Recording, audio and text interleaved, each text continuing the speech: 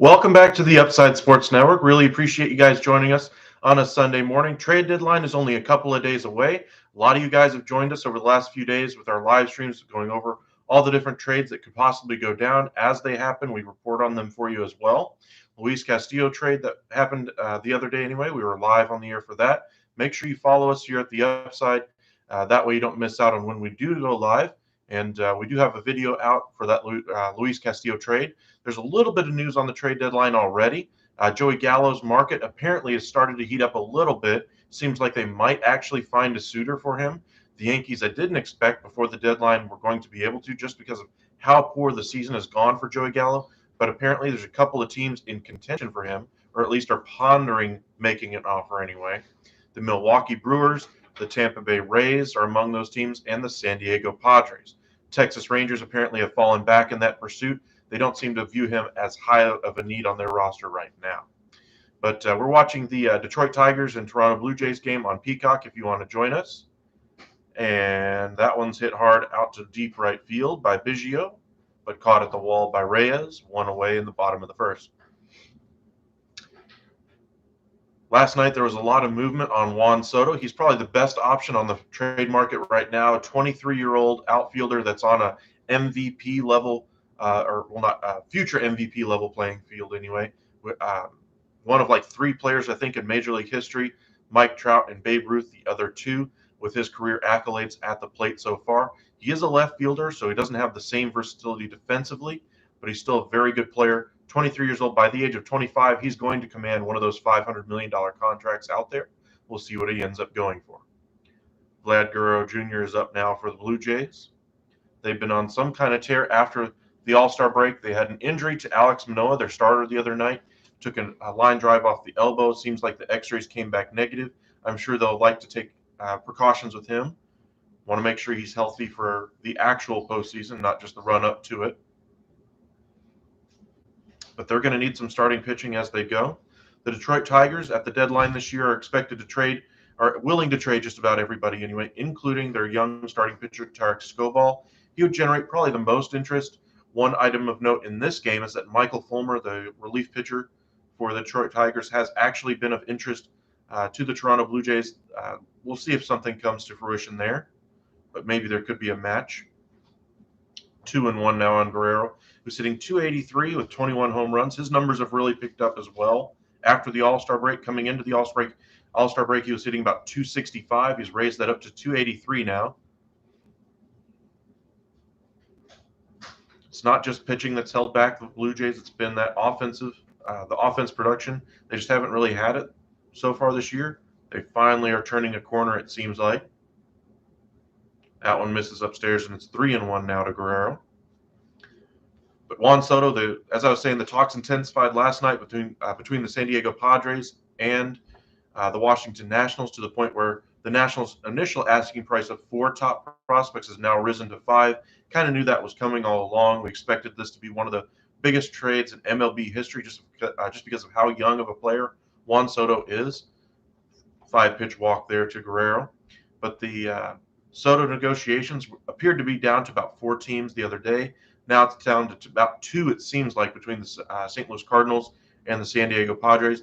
I don't see the Cardinals really ending up with him, just because that's not really their MO. They like to take advantage of situations, not necessarily go out and pay premium prices for players like Juan Soto. As good as he would be on the Cardinals team, I don't think they're going to end up being willing to pay the piper to get him. Alejandro Kirk digs in, hitting .315 this year. But for Soto, it seems like the 3 names that were bandied about last night, according to John Paul Morosi, were C.J. Abrams, which obviously they'd have to include. Great shortstop prospect, was their top prospect at the start of the season. Since has aged out of that prospect pool. Their top prospect right now is Robert Hassel. He's in high A, who's hitting about .303, probably one of the best contact hitters in all of minor league baseball. Really turned it around after last year, having struggled at that level. Really has come on strong this year. Probably hits AA after the trade deadline. So if you are looking to acquire Robert Hassel in a deal for Juan Soto, maybe you see some positive returns on that investment relatively sooner rather than later. Other names that were mentioned were Adrian Morejon, starting pitcher prospect anyway. But the names that the Nationals have said that they wanted all along were Wood and Merrill, the prospects from the San Diego Padres. We'll see if they turn around and include them. But I don't think it's just going to have to include them. I think they're going to end up with at least 6 prospects, maybe 7 out of the deal. The Padres could use some relief help as well. The Nationals have a couple of relievers that the Padres could use. Kyle Finnegan, Carl Edwards Jr. as well, to kind of round out that deal and not just make it a one-piece type of a trade. But all in all, the San Diego Padres would be a great fit for Juan Soto. Just imagine that lineup with Juan Soto, Fernando Tatis Jr., and Manny Machado. Would it be equal to or better than the Dodgers? I don't think so, but I think it'd be darn close. 2-2 now on Kirk. The Padres starting pitching has really come around this year after last year not being able to find any consistent starting pitching. Double play ball here by Kirk, easily turned by the Tigers, and that's the end of the inning. After 1-0 between the Tigers and Blue Jays.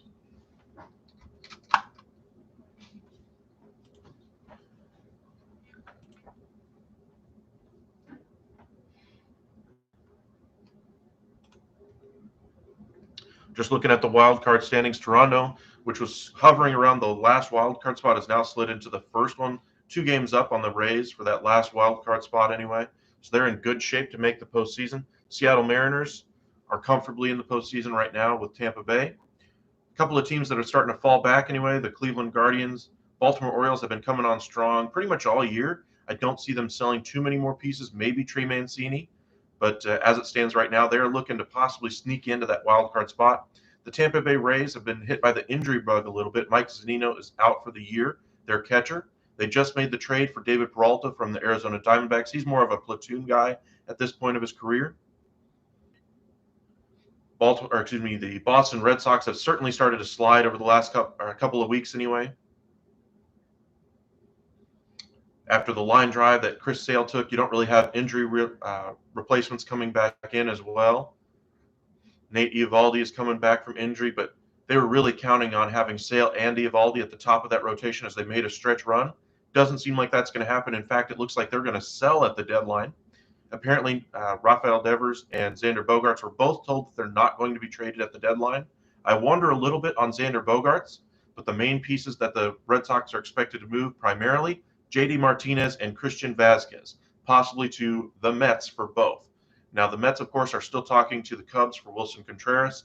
They're also talking to the Baltimore Orioles for Trey Mancini, but maybe they saw both of those holes by getting the Boston Red Sox to give them their 2 and 3 hitters in their lineup. That certainly would be a boon for that Mets lineup as well. A lot of payroll would be going to the Mets, though, but they seem to have no qualms with taking on salary. Make sure you give us a like and a follow here on YouTube if you just joined us. Really appreciate it. But the Red Sox are going to be a seller. The reason why I mentioned that hold your horses anyway on Xander Bogaerts is because I believe there's going to be a team out there that's willing to make a quality offer to them, most notably the Philadelphia Phillies. Anytime you have Dave Dombrowski running an organization, expect that prospect base to be used liberally to try to make that roster better. Bryce Harper, of course, is out due to injury right now, but they need to get some reinforcements, especially at that shortstop position. They just made the trade for Edmundo Sosa anyway, from the St. Louis Cardinals. Nice player, but he's not Xander Bogaerts. Xander Bogaerts is in the final year of his deal, so the acquisition cost shouldn't be too high for the Philadelphia Phillies. Plus, if they're able to re-sign him this winter anyway, he would lock up that shortstop position for years for the Phillies. They are expected to sign a shortstop anyway this winter. Maybe they go out and invest in him now and try to secure their guy now and not try to wait until the summer or wait until the winter anyway. The White Sox are also out on the outside of the playoff picture looking in. They've had a rough first half with injury and underperformance. With their starting pitching finally coming back healthy, maybe they're able to find a little bit more consistency. Lance Lynn had a great 6-inning start the other day. And, of course, the bullpen squandered it. Robert is on the injured list. Jimenez just came back from injury. So as they start to get healthier, you could see the White Sox pick up the pace anyway. Guardians are expected to be mild sellers, I'll put it that way, at the deadline. They've mentioned Shane Bieber and Zach Plesac as pieces that they might be willing to move at the deadline. They are always willing to try to churn that roster a little bit. They never want to invest in one of those top high-priced free agents, so they always have to do it a little bit differently than other clubs. The Toronto Blue Jays that we're watching right now, I think could really use one of those starting pitchers. There's a lot of Cleveland and Toronto connections. Ross Adkins, the president of baseball ops in Toronto, came over as he was the general manager in Cleveland for years. There's a lot of knowledge between the two organizations, so maybe we could see something work out there between the Blue Jays and Guardians.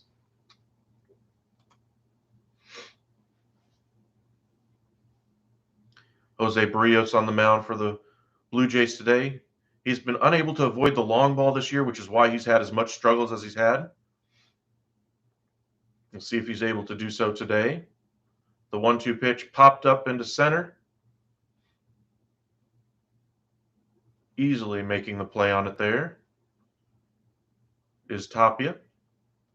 And there is one away. But of course, there's a ton more names on the trade block than just Juan Soto or the Boston Red Sox guys or anybody else. One of the top names, of course, is Shohei Ohtani. Told you all about a month ago, I thought that Shohei Ohtani should be moved at the deadline. About 2 weeks ago, we started seeing headlines come out that the Angels were willing to at least listen on him. They weren't exactly going to respond or talk back and forth, but they're at least going to listen, see what you had to say. About 2 days after that, we saw that the Angels actually set a price for him as established major league talent because they wanted to compete for a postseason spot this year. Not happening. Mike Trout is out due to injury right now. Ohtani's the only good thing in their lineup right now. They really don't have much else going for them. Rengifo's been a nice player this year for them. But the Angels have been the worst team in baseball since about the end of May. They're going to be competing for the number one pick in the lottery, or in the draft anyway, not for a postseason spot. So I found that headline a little bit surprising. A couple days after that, news came out that they were looking for four of your best, not four of your best, four of the best prospects in your system, your 1, 2, 3, and 4, in addition to established major league talent. That's when news came out the following day that the New York Mets, among other teams who had reached out to the Angels for Shohei Ohtani, basically said that they weren't serious about trading him, that the Angels just didn't have a realistic approach to the deadline. And so unless that changed, there wasn't going to be action on Shohei Ohtani. Well, maybe Juan Soto gets moved and a lot more teams start inquiring with the Angels about the trade prospects of Shohei Ohtani. The closer we get to the deadline, maybe the Angels brass realizes, hey, we're not a good team, seeing as how our standings in baseball right now are so low. Maybe we realize that we're not a good team and Mike Trout needs a better team going forward and invest differently. Double play ball here, but unable to be turned as Grossman beats it out. 2 away now in the top of the second.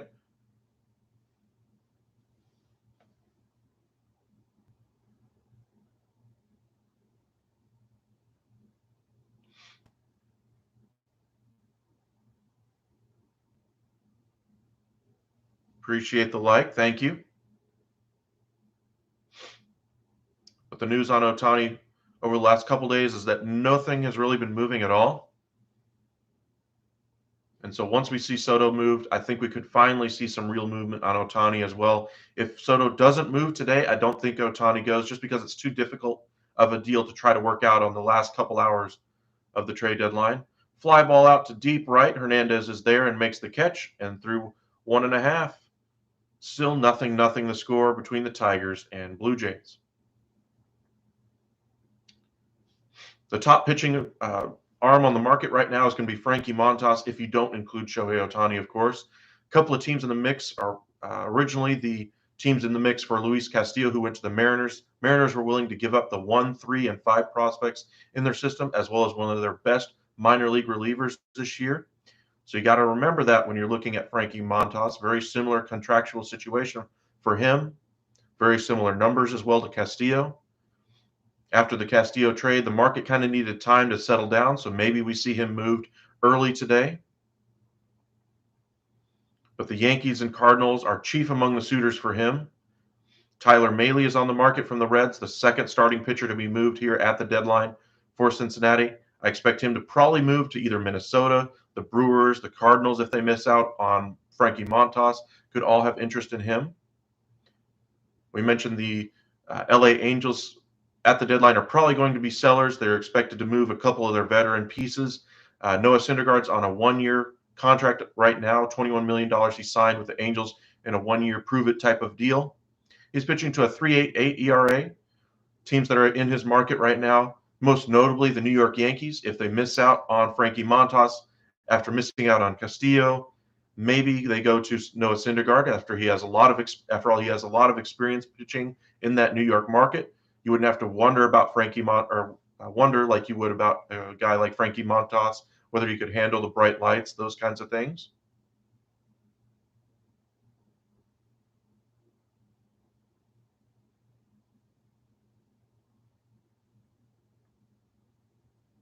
That was cool. A fan in the game this is my last day here in something, last day before surgery. I don't know what it was, but had a sign that said, "Hey, Springer can, wave at me or something." And Springer actually sent through the security guy one of his bats. Springer is not in the game today, but that's a nice touch there by George Springer. Bo Bichette digging in.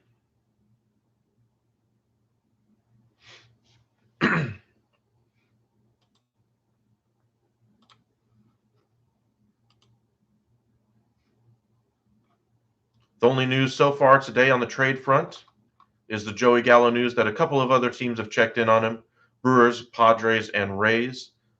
I don't expect him to be moved still. I just don't think there's any real value there for anybody to really give any prospect up. Doesn't make sense.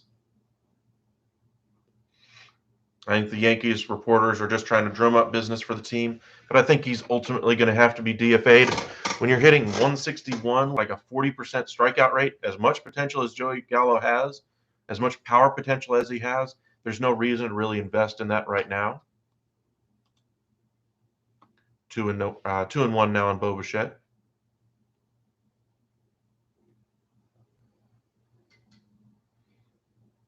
The pitch out. Oh, that was called a strike. That was a little surprising. Robo umps again.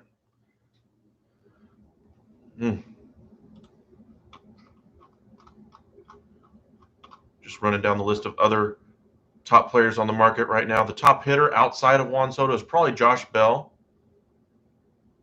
having a really nice year for the Nationals. They seem to want to move him first, so maybe you see a Josh Bell move today, possibly to the Houston Astros. They've been heavily involved in his sweepstakes. The Mets have been trying to get him, but I'm not sure if the Mets are willing to go that far prospect-wise for him because of how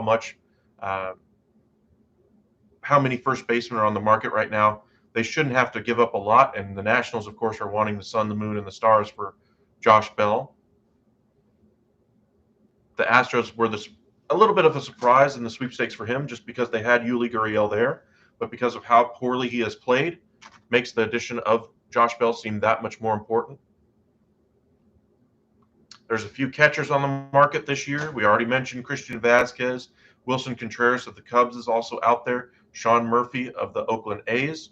There's three catching needy teams right now: the Mets, the Padres, and the Rays. I expect each one of those to get one of those three catchers. Just kind of interesting to see where the musical chairs kind of fall. Ian Happ of the Cubs is the other player from the Cubs that should expect to be moved. He's hitting 282. He's got one more year on that contract. If the Padres are unable to come to an agreement on a Juan Soto deal, maybe you see them go in the Contreras Happ kind of a stacked situation. The best closer on the market this year is David Robertson of the Chicago Cubs. He's pitching to a 1.86 ERA, I believe. There aren't that many closing options on the market at all. In fact, if a team does trade for him, I don't expect him to even be kept as a closer. He'd fit nicely in that 8th or 7th inning role as well. Had a nice showing for Team USA, and that's what kind of led to his deal with the Cubs. Nick Martinez, another guy who had a nice showing with Team USA. He got a 4-year, $20 million deal with the Padres. He's pitched well there.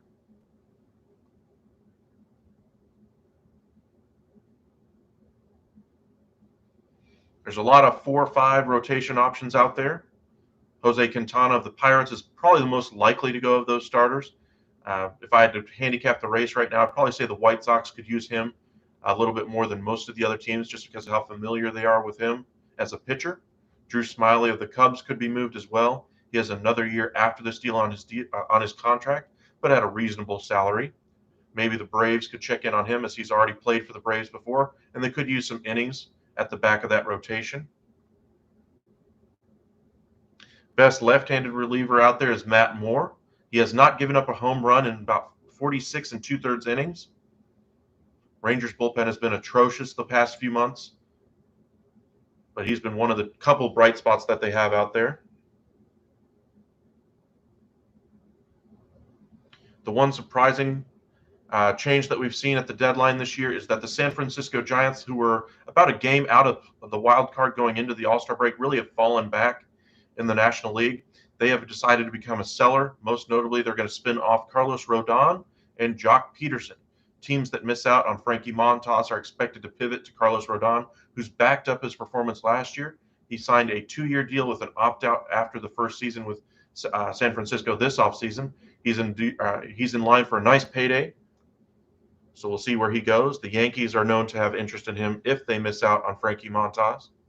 Jock Peterson, the outfielder for the Giants, he's on the injured list right now, but we saw how he performed in the postseason with the Braves. Be a great bat, a great fourth outfielder, maybe even a great third outfielder. The Braves are without Adam Duvall, so they need some talent out there. Maybe they go out and get a guy like Jock Peterson, a guy they're familiar with. Acquisition costs should not be too prohibitive. We mentioned Trey Mancini of the Orioles, DH first base option out there. There's a ton of those out there right now. Garrett Cooper of the Marlins, Brandon Belt of the Giants. There's a lot of first base options on the market right now, so the price shouldn't be too high. The A's are expected to sell pretty much anybody of value on their roster. Thank you for the like. Appreciate it. Sean Murphy, the catcher of the A's, in my opinion, is probably the most well-rounded catcher out of the 3 on the market. Vasquez, in my opinion, would be second. Contreras has the best bat of the 3, but he comes in third on the list just because of how bad he's been defensively over the past few years. Ramon Laureano is the other piece of the A's that they could trade away at this deadline season. Expect the Houston Astros to be heavy on him because they could use a really good center field option. Has a lot of power in that bat as well, even with the suspension issues that he had earlier this season. Ramon Laureano should be a great add for whatever team decides to go after a center fielder. Now, also keep in mind that there could be some injuries over the next couple of days that affect the trade market, so keep your eyes peeled for a situation that opens up for for a team to make a trade. Thank you for the like. Appreciate it. If you haven't hit that subscribe button already, please do so. Follow us on Twitter at UpsideSN. Nelson Cruz, of course, of the Nationals, has really fallen off over the past month. He's hitting like 182 over the past couple weeks. He's hitting like 151. Has just really fallen into the tank. A month ago, I probably would have said he'd been a nice low-cost DH option for a team like Philadelphia, who's without Bryce Harper right now. But if he's going to play this badly, there's no point in trading for him. Maybe you get him DFA'd after the deadline and you acquire him that way. But I don't see any team really parting with a top 30 prospect at this point for Nelson Cruz.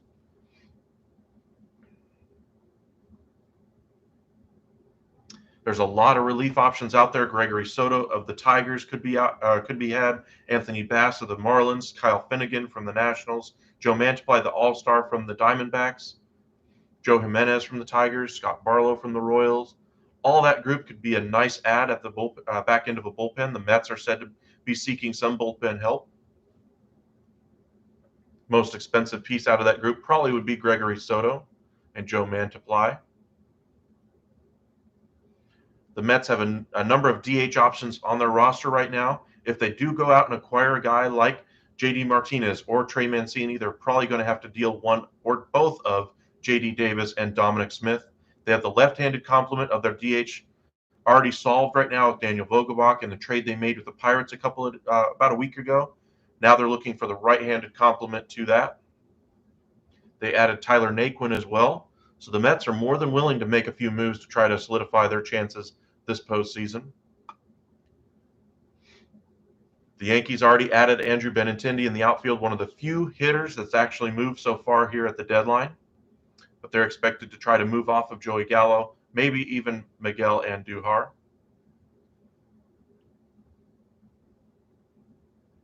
The Marlins are said to be willing to talk about just about everybody outside of Sandy Alcantara. Pablo Lopez has gotten a lot of run among the New York press, the Toronto press as well. Maybe he does go up to the East Coast, up to the Northeast anyway. Would be a great fit in either one of their rotations.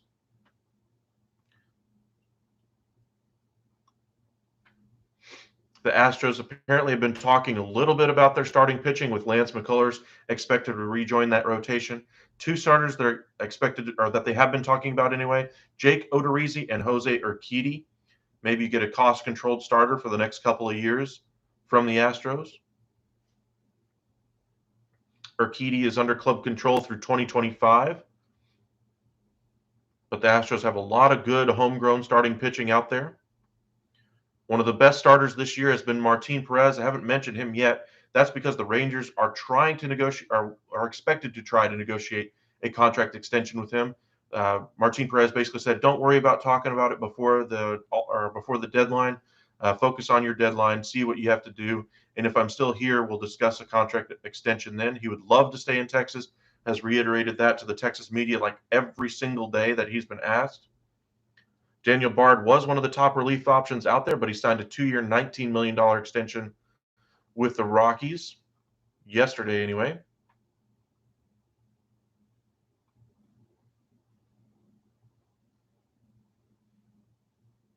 Some more 4-5 rotation options anyway from the Red Sox. Of course, Rich Hill and Micah Wacha could be moved.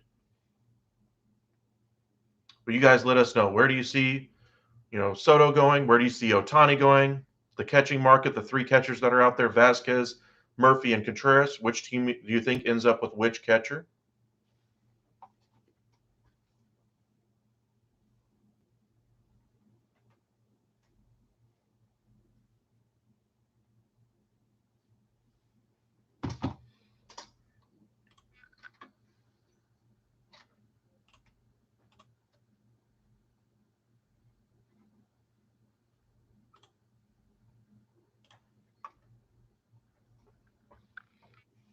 Welcome in, Haya. Josh Bell, he is going to be moved probably before Juan Soto. It seems like they want to focus on that.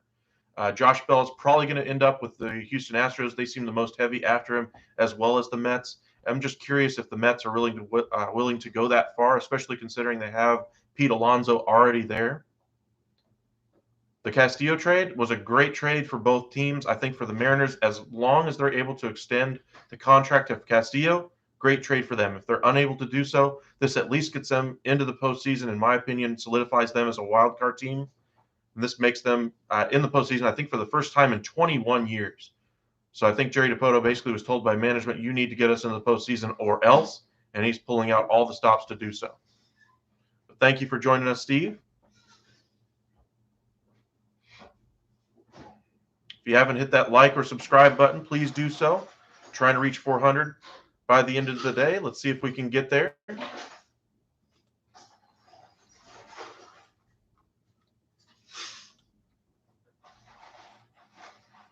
Watching the Blue Jays and Tigers game.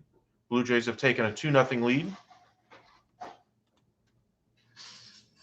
on a Matt Chapman 2-run home run.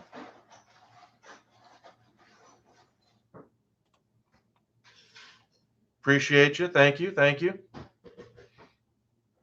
But Josh Bell, if I had to guess, goes to the Houston Astros. But the trade for the Mariners with Castillo, the return that the Reds got, I really, really like that trade for them.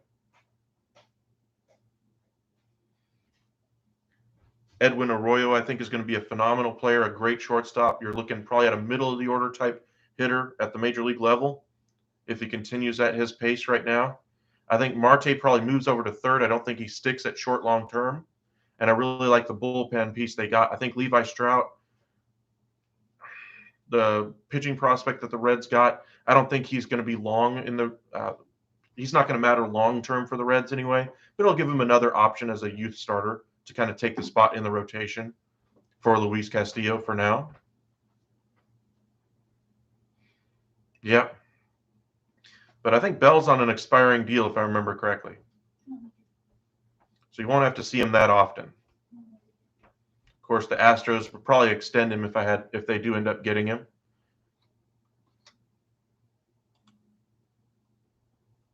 Two away here in the top of the third. Blue Jays 2, Tigers nothing. Lazy fly ball into center, and Tapia makes the catch. To the bottom half of the third we go. Chapman's the next to reach 20. Maybe. I do wonder about his bat going forward. He's really raised his average as well. We were talking earlier this season about his offensive struggles over the past year and a half. He was hitting around 220 when we checked in on the Blue Jays about a month ago. He's raised that average all the way up to 247.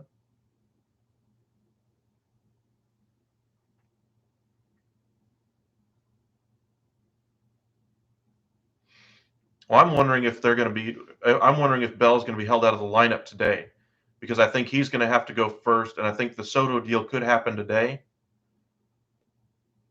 So maybe you see Josh Bell held out of the lineup. It is a Sunday game. They make fluky lineup decisions on Sundays with most teams anyway. Any middle infielders to watch the Mariners go for? I don't see them making another big move, but they need a bat or two, at least some consistency. Brandon Drury of the Reds might have some interest to them. They've made a couple of trades now this season already between the two teams.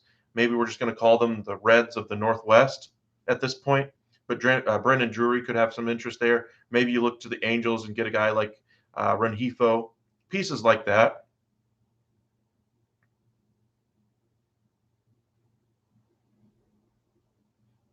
Rengifo, a good speed contact guy. You got a lot of good outfielders, a glut of outfield prospects out there that have aged out of their prospect system. Maybe you flip some of those pieces for infielders. Judge is free after the season. Thoughts? Aaron Judge is going to command one of the biggest contracts in Major League history. I think the Yankees have not necessarily squandered their opportunity to sign him, but I think they've not done themselves any favors either. I still think he ends up back in New York. The Yankees are just too good of a fit for him, for his personality, for his stature in the game. But the Giants are expected to make a huge push for him this offseason. I'll believe it when I see it, though. They've made big pushes for outfielders before and come up short, Bryce Harper most notably. I wonder if Aaron Judge is the guy they actually tip the piggy bank over for. The Giants have a lot of contracts coming off the books as well, so maybe they make a lot of sense there. The Dodgers, of course, seem to be interested on every big piece that's out there, but I think they have zero interest in bringing him in, especially with Mookie Betts already there. They like to platoon and that kind of thing, and Aaron Judge is going to be an everyday type of player.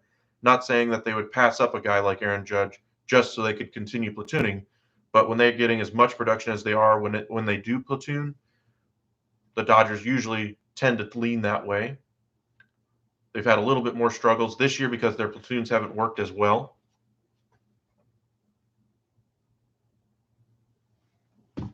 But thank you guys for joining us. Danny Jansen is up at the moment, down 1-2 in the count to Garrett Hill, the starter for the Tigers today.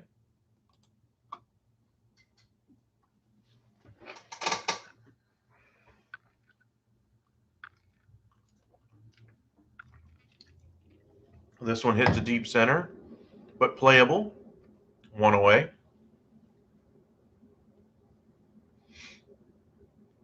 I want to see that starting pitching market get going, honestly, first. If they can get a Frankie Montas deal out, probably by, say, 1 or 2 o'clock this afternoon, we could see a flurry of starting pitching moves. Because I think once he goes, they're going to move fast. Bullpen arms usually go on Tuesday anyway. I was asked that last night, but the one piece I'd be surprised if Soto is not moved today would be Shohei Ohtani. I think that's the hardest trade right now to try to nail down. The suitors for him are limited. The trade out there would have to be very prohibitive for most teams as well. The Dodgers, though, I think if Soto goes to the Padres, I think that puts an immense amount of pressure on the Dodgers to counter that. and I think they may be willing to go that far out there. One of the viewers last night had a great trade offer, or at least a starting point anyway, Dustin May, but I think you'd have to include Gavin Lux as well. That's two high-quality major leaguers on very cheap contracts. I think you'd have to give up Diego Cartaya. The Dodgers have a lot of depth at catcher. He's their top prospect at catcher right now, their number one prospect. I think he would have to be included, as well as a couple other prospects. Then I think you could see Shohei Ohtani moving. The biggest surprise, though, I would probably say Xander Bogaerts, just because they've already told him they're not moving him. But I think there's a chance he does move. We need to get this deal done for Juan Soto today, whatever the Nationals need from the Padres. We'll be very excited if this happens today. Be careful with what you wish for. I mean, if you're saying pretty much everybody, whatever you need to get the deal done, I would hold back on Mackenzie Gore. I think he's your future of that rotation. Guerrero just serves this one out into left. And, off the glove, an error by Grossman. Whoopsies. More Keystone Cops from the Tigers. Eek. Anyway, I would be very excited if it happens, though, today, too. But I think it's going to cost you Abrams, Hassel, Morihone, Wood, or Merrill, and another prospect, as well as some major league talent. Maybe Kim goes the other way as well. Maybe Grisham as well. Do you think Shohei will go to San Diego? I don't think there's a chance he goes to San Diego. I think they're in on Juan Soto. I don't think they're in on Shohei. Just because I think they've made so much ground up on Juan Soto. They're not just talking about, hey, what might it cost, that kind of thing, 2-3 prospects. They've actually gone to the point of exchanging names. We've seen that the negotiations with every other team are not even close to that right now. So I think if they get a deal done for Soto or Ohtani, it's going to be Soto.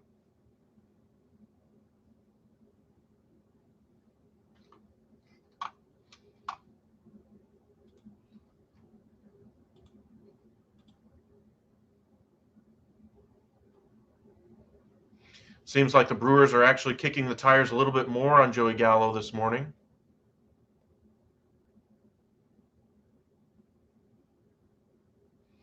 No, I don't think Soto's value is hurt at all by anything he does on the field right now. I think if he had 12 straight errors in a game right now, I think every team would still view him as one of the best, most dynamic players to ever come on the trade market. I think it's going to be amazing the trade we see end up going to the Nationals for him. Appreciate all 17 of you guys joining us. Make sure you hit that like and subscribe button.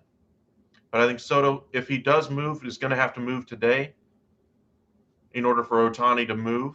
I think the Ohtani deal is just too difficult to get done, especially when they haven't even started exchanging names yet. Teams are already backing away because of how exorbitant the price is, how unrealistic the Angels have been in their negotiations, apparently, with other teams.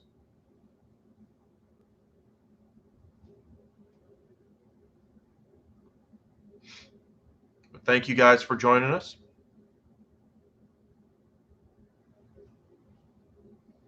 The Brewers being in on Gallo kind of fits their MO, kind of a buy low guy. My question is, are they really willing to give up a prospect in order to bring him in, though? I still think if you hold out past the deadline, you can get him as a DFA candidate. I mean, he's hitting 160. I really like the player, but 160.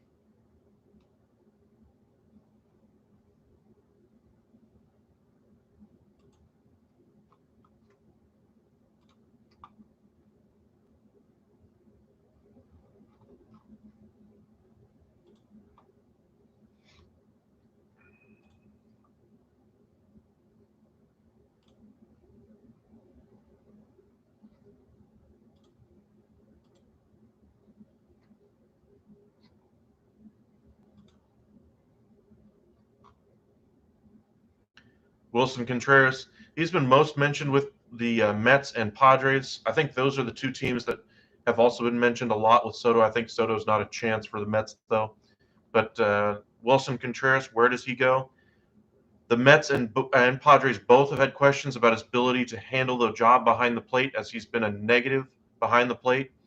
Now, of course, with the bat, he's great, but behind the plate, he's not been very good over the past 3 years. There's been a lot of questions about his ability to handle a pitching staff. So a team that's willing to live with that those defensive issues could go for him. If I had to handicap the race, though, Mets and Padres for him, if I'd give a slight advantage to probably the Padres, just because they seem very willing to make moves if they don't get Soto done. Meanwhile, the Mets are also in on Christian Vasquez, and I think that might be their preferred way to go. What do you think will happen with Brian Reynolds? I don't think there's enough activity on Brian Reynolds. Maybe there'll be a surprise move, but I think the teams that are in on Brian Reynolds will look at Ramon Laureano and say, hey, this is a cheaper guy we can get for a lot less prospect capital. He's going to be the guy that goes first. There's a couple of fourth outfielder options out there for corner outfielders as well. Cole Calhoun of the Rangers could be had for basically nothing. Good bench piece, fourth outfielder type. But Brian Reynolds kind of shifts the paradigm if you make a trade for him. And there's no team out there that really needs a center fielder outside of maybe the Astros. And I don't think they're going to be nearly willing to pay that price. They've come together with deals with the Pirates in the past, though, Garrett Cole, etc. But I don't think Brian Reynolds moves at this deadline. Thank you guys for joining us. Tigers get on the board. Home run there by Javi Baez. They really need that contract to come around. Yuck. Probably the worst signing of this offseason was Javi Baez so far.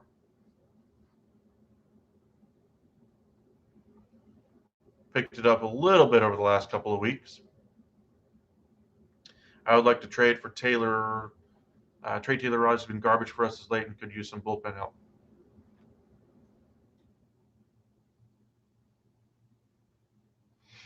Well, when he's on, Javi Baez is one of the best players in the league. When he's not on, is the majority of the time, though. And when he's swinging and missing at pitches in the other batter's box, it doesn't look any better.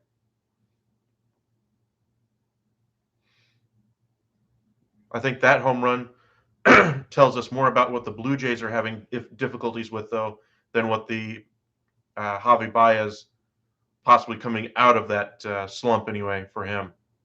Jose Barrios has been giving up the long ball at an unprecedented clip for the Blue Jays. Coming into the All-Star break, he was tied with the American League. I think he gave up like 20 home runs already this year. He's been a great strikeout pitcher. Just look at his stats today. 3 1/3 innings, 3 strikeouts, home run. That's what he does.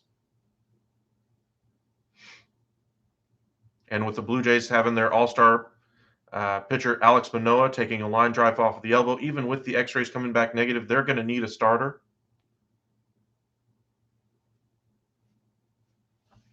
Do I think they're going to play at the level of Frankie Montas or Martine Perez? Probably not, but maybe more of that 4-5 starter range might make some sense for them. 2 away now, as the Peacock crew actually chats with Manoah. Seems like he's just fine after taking that liner. But the Blue Jays are kind of thin at the starting pitcher spot beyond him. Yep, just saw the ground ball on the Peacock telecast. Little one-hop smash right off the elbow of Manoah. Maybe it just hit him in the funny bone. But you got to be careful with your starting pitching right now if you're Toronto. You don't have enough of it. Do you think there'll be any Wainwright, Molina, or Pujols surprise trades today? Are you a Cardinals fan?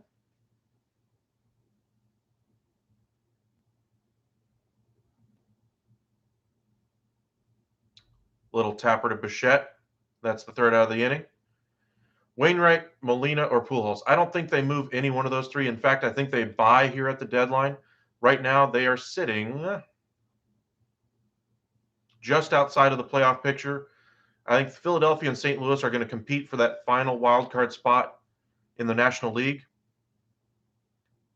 If the Phillies get Bogarts and maybe some back-end rotation help at the deadline, a bullpen arm, DH, that's kind of the places the Phillies could go. For the Cardinals, they could go in any number of directions. If they do end up ponying up for Juan Soto, I think they end up taking that final wild card spot, but I don't think they're moving Pujols, Wainwright, or Molina. I think they're going to hold on to all three of those and possibly have a few of them ride out in the sunset together. Pujols said this is his last year, but I think he's looking more for that milestone home run before he retires. He may end up having to come back if he is unable to reach it.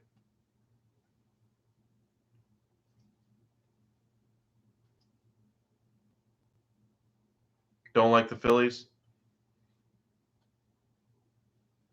Yeah, I didn't really care for him when they had the Jimmy Rollins, Chase Utley group that era of Philadelphia baseball. Anyway, I don't mind them now.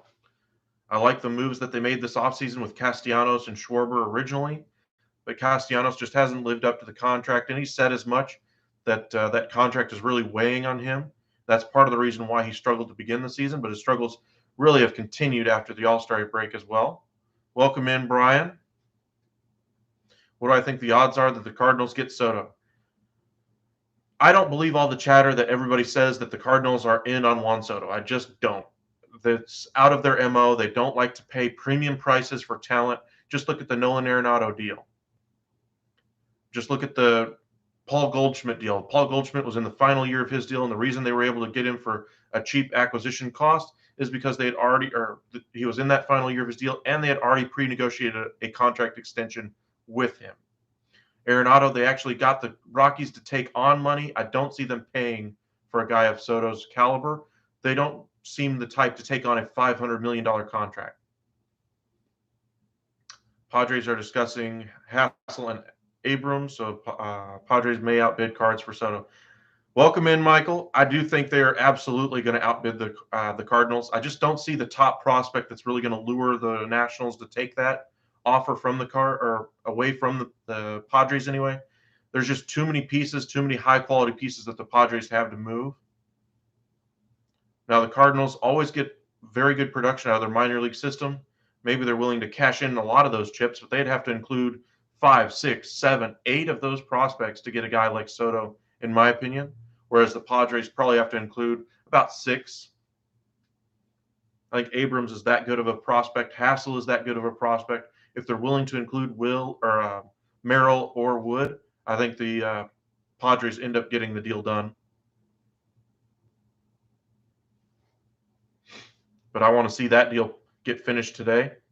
As you can tell by the title of this live, or the live that we started today, will Juan Soto get traded today? I believe he will.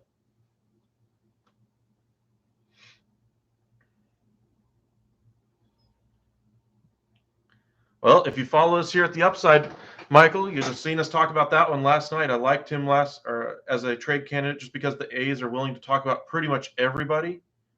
But he's not going to be somebody that moves the needle for any of these contending teams. Maybe a team that goes to misses out on Frankie Montas, switches to Paul Blackburn if they miss out. Like the Yankees, Blue Jays, Braves, Brewers, Cardinals, all could be in the mix, but there's a number of starters out there now. A week ago, there was only like 5 or 6 starters that were for sure going to be on the trade block. We've already seen one of them go. In fact, I think the best one of them to go in Luis Castillo to the Mariners. They now have a nice 1-2 punch at the top of that rotation with Robbie Ray and Luis Castillo. Yep, Carlos Rodon would be a steal. He's really backed up his performance from last year. I think he probably goes to the East Coast. If I had to bet, maybe a team like the Blue Jays would be a great fit for him. Appreciate the like. Thank you.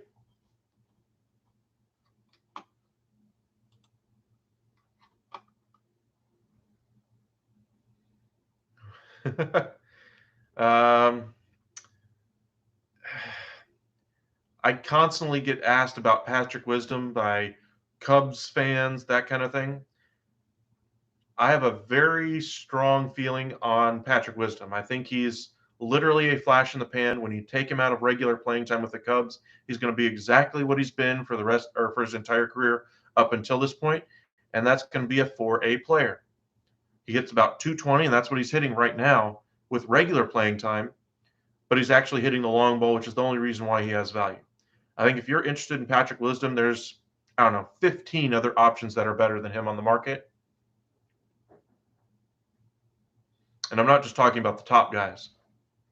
I'm talking like Brandon Drury, Culberson from the Rangers crushes left-handed pitching. Patrick Wisdom crushes home runs, and that's about it.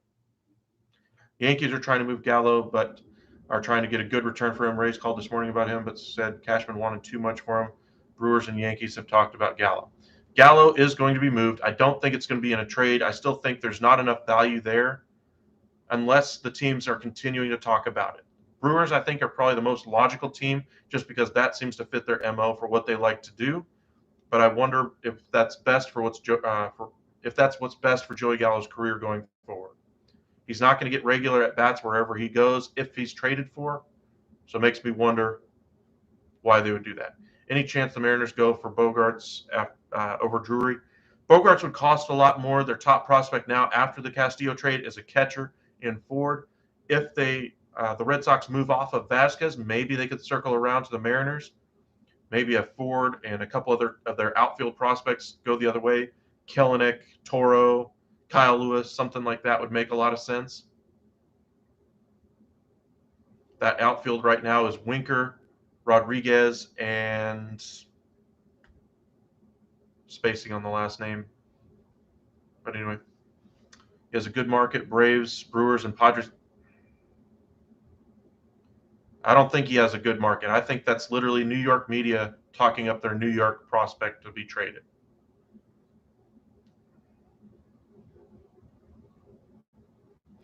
In Texas, we saw him still have that 30% strikeout rate, was hitting about 220.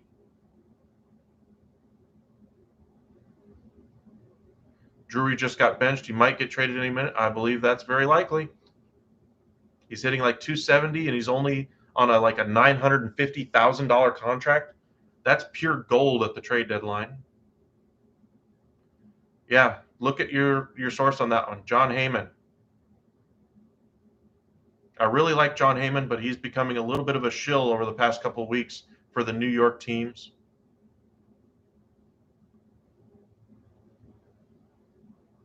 Hopefully he reports a little bit better than he has over the past couple of weeks. I really like John Heyman. I really have enjoyed his reporting for like the last 10 years, watching MLB Network, etc. Joel Sherman kind of tiptoed around that for years, handling the New York media, handling his access that he gets to the Mets and Yankees by putting out articles on their behalf. Got to wonder if Heyman's now learning how to tiptoe that again. Rockies, Crone definitely not getting moved. Maybe, possibly. I agree. The Cardinals won't outbid the Padres. They can. The Cardinals have better prospects and better young minor leaguers, but they don't go all in to maintain success. Won't trade away all that for Soto. I agree.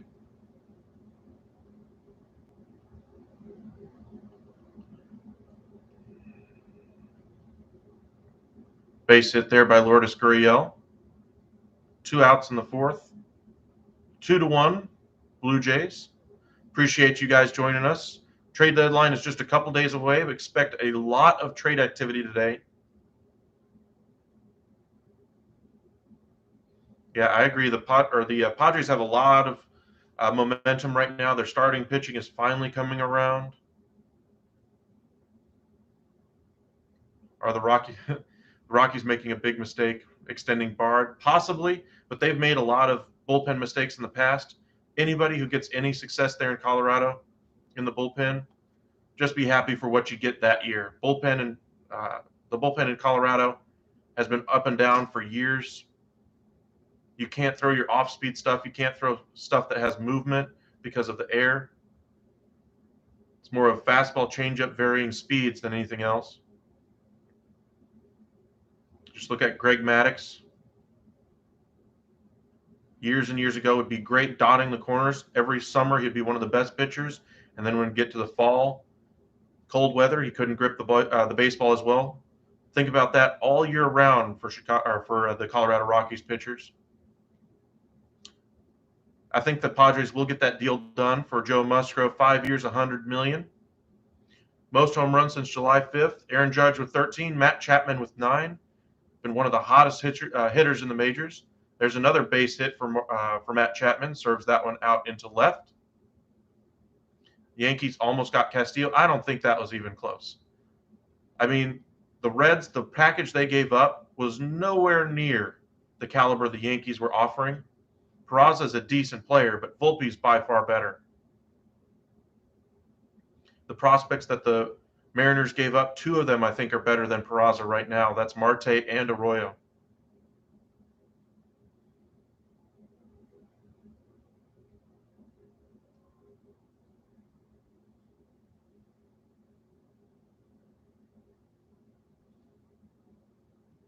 We'll see if the Yankees have the stones to actually make a move to win this year. They got off to a really great start. I didn't think they were a legit team, though.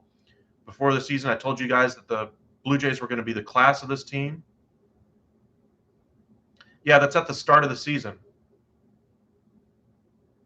Peraza's fallen off a little bit. Marte has a little bit as well. Arroyo's really come on as with gangbusters anyway. But I think he's the best prospect out of those three at this point. I think he's 48 on Baseball America, I think. Something around there. But the package that they gave up was nowhere near what the Yankees were offering.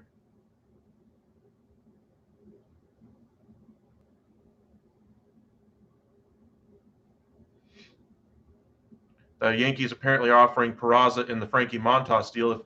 If Peraza is that good of a prospect, why is he the centerpiece of all these trades for the Yankees, and why hasn't another team just jumped on him already?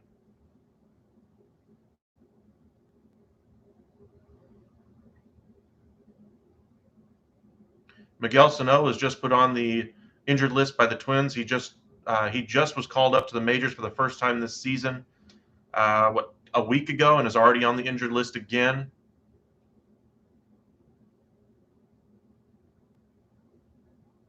As far as Justin Bour, I do not know. There's a lot of first base options out there for you guys. If you're looking for a first baseman, Brandon Belt, Garrett Cooper, Josh Bell, there's a number of other options that you can use at first base that are on the market as well. Appreciate you guys joining us. If you haven't hit that subscribe button already, please do so. Trying to reach 400.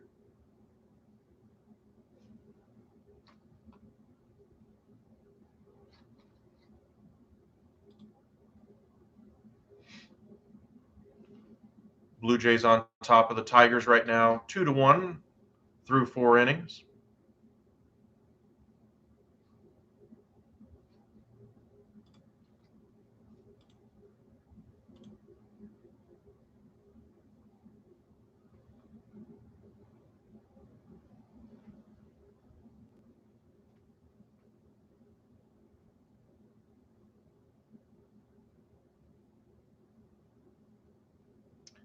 Really sad news.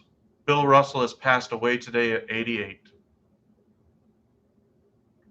One of the most winningest players in any sport ever passes away today at 88 years old.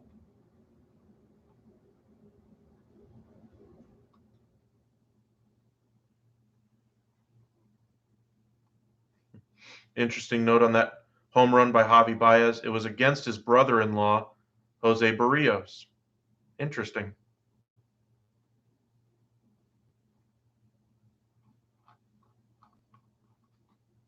Thank you for the like. Appreciate it.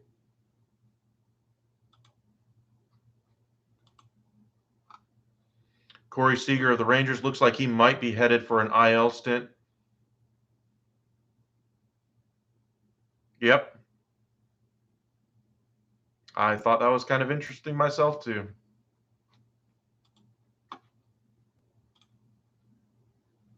No, they aren't.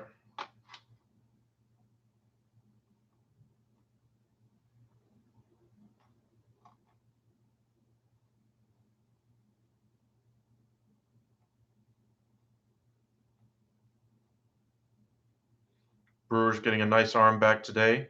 Freddie Peralta.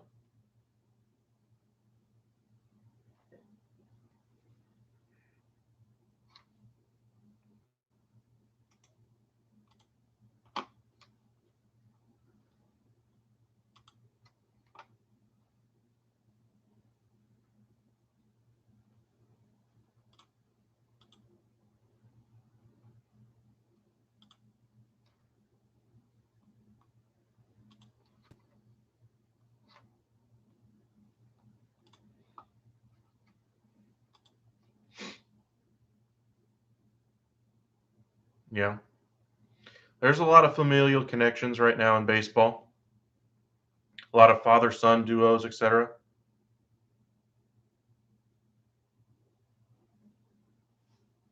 Well, yeah, he's injured now though after taking that liner off the elbow. I thought he was out a month. I think he's out till at least late August from what I last saw. What realistic moves do you think the Cardinals are going to make to compete for the NL title? Um, Realistic moves, none. Um, Moves that they could actually make, though, I don't know if they'll get you to the NL title, but they could improve around the periphery, get another starter. Think back to the deal they made for John Lester and J.A. Happ at the deadline. Was it last year or the year before? Jake Odorizzi kind of fits that mold. Drew Smiley of the Cubs, pieces like that. That could be what the Cardinals are going to do. Do I think it makes them contenders for the NL title? Absolutely not. Fourth strikeout for Barrios there.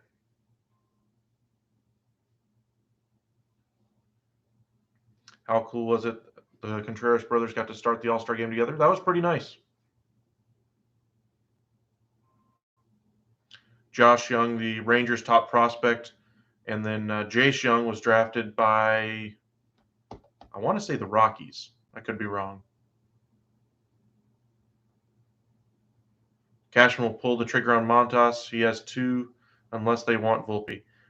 They've had Peraza in the deal, though, for Montas the entire time. I mean, unless he's willing to include more prospects along with him, I don't think it's going to happen.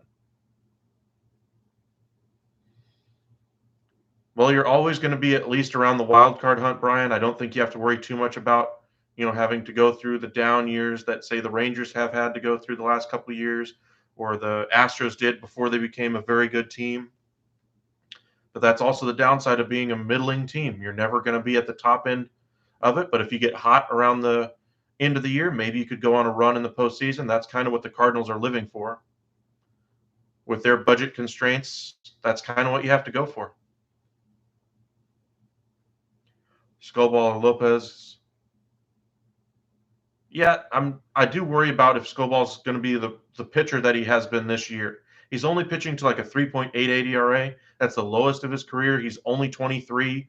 So if this is kind of the start of something good for him, we'll see what happens. Wow. Nice play. Barrios made a poor flip to Guerrero that pulled him off the bag. Guerrero kind of dove back and tagged the base just in time to record the final out of the fifth. Nice play there by Guerrero. I think Lopez would be a nice get for them as well. But the Yankees are going to have to learn that they're going to have to give up some of their top prospects. They can't keep trading away, their 11, 12, and 13th best prospect and then complain why those prospects then find greater success elsewhere. And then their own top prospects are regressing. Jason Dominguez regressed. Peraza regressed. Like 8 of their top 10 have all regressed this year. Paul Blackburn, I think Matt Blake could help fine-tune his sinker like he did with Clay Holmes, possibly.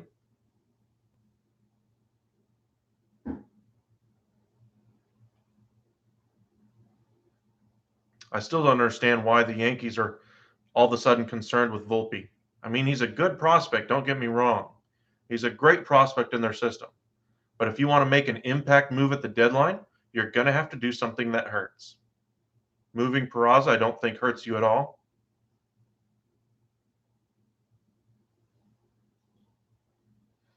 No, I don't think that's happening.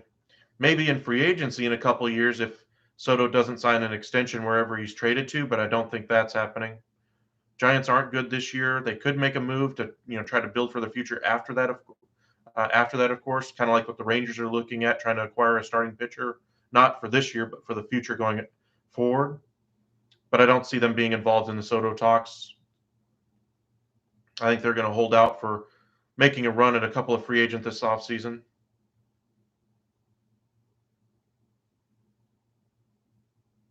Yeah.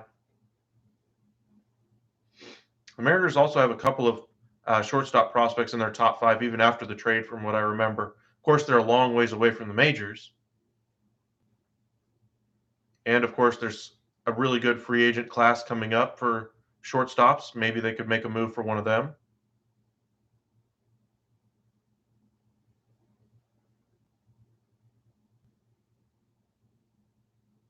Soto and the Yanks, not a fit. Some of the Yankee media tried to make it a match earlier just because of how good of a player Soto is, but there's no room for him.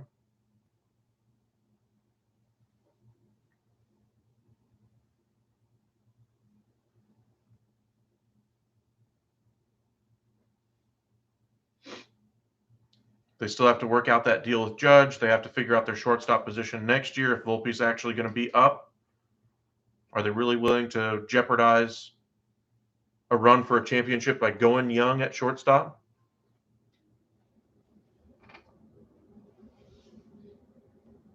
Dipoto said they're done making blockbuster moves. Well, I don't think that's a real question, though. I think they're done making, high price moves because they really don't have the prospect capital to really do anything else. The only thing that they might do is, like I mentioned earlier, is if they're willing to give up the rest of their top prospects and some of that outfield depth that they have. Maybe they go after an expiring deal rental type player in Bogarts. That would be the only blockbuster I see them making a move on. But I think they're probably going to be done with that. I think if Bogarts really does hit the market, a team like the Phillies will obviously outbid them at this point.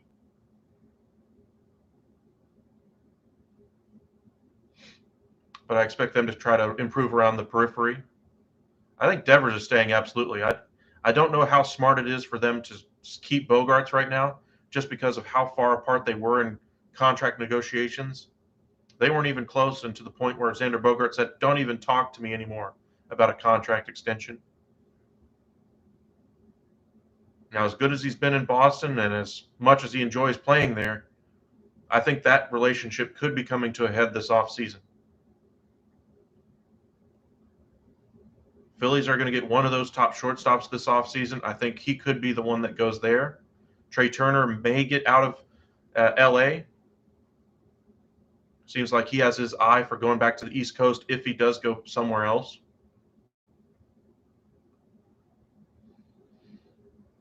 Orioles aren't adding anybody. They're going to keep building what they already have right now, see if they can get that young group moving in the right direction. They may trade Trey Mancini. That's the only move that I see them moving, or only move I see them making anyway. There's an outside chance they move Santander as well, but I don't see that really moving either, as I don't see that getting them anything of real value. Lopez, they could move a bullpen arm or two. They have a couple of really good dominant pieces back there this year.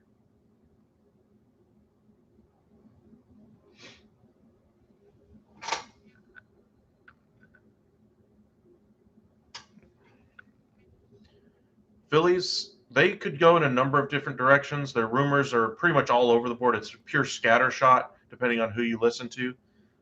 What do I think they could use? The biggest hole in their lineup, in my opinion, is at short. Didi Gregorius is the final year of his deal. You're going to go for a shortstop anyway in free agency. Dombrowski likes to invest in his team, never likes to give up on a season. He likes to trade away his prospects. Maybe they're able to convince a team like Boston to go after Xander Bogaerts anyway. That throw gets away. Biggio will move on to second.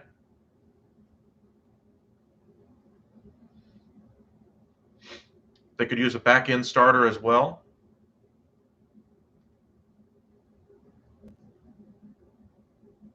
Yeah, I don't think the Mariners need to do anything blockbuster at this point. I think they're pretty much where they're going to be going into the postseason.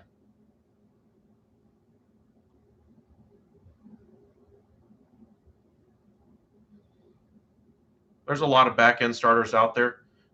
Maybe if they make the deal for Bogarts, they could attach Waka or Rich Hill in that type of a deal. That would make sense. Pirates need everything at this point. They've been trying to get better and just haven't had any success with that.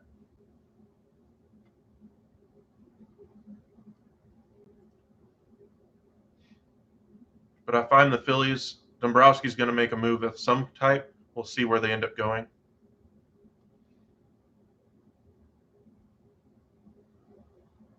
They also need Bryce Harper to get healthy more than anything else.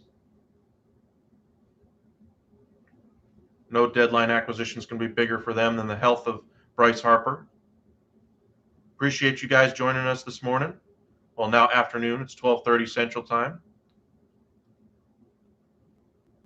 Oh, yeah, we mentioned that last night. Bumgarner's contract, though, is the problem there. If the Diamondbacks are willing to eat most, if not all of that deal, he's a league average pitcher who could have some success in the postseason with that bulldog mentality that he has. But you'd have to eat almost the entire thing if you're the Diamondbacks. And there's this year and 2 more years left after this that they'd have to eat. Would they get anything of real value back? No. But at least they'd move on from Bumgarner. Poked out to left down the line. Guerrero makes that one drops in, and he'll get a double out of that one. 3-1 now. That Toronto offense is looking very good. Longoria could be moved, yes, but I don't see a team willing to take on that deal again. The Giants would have to eat money there.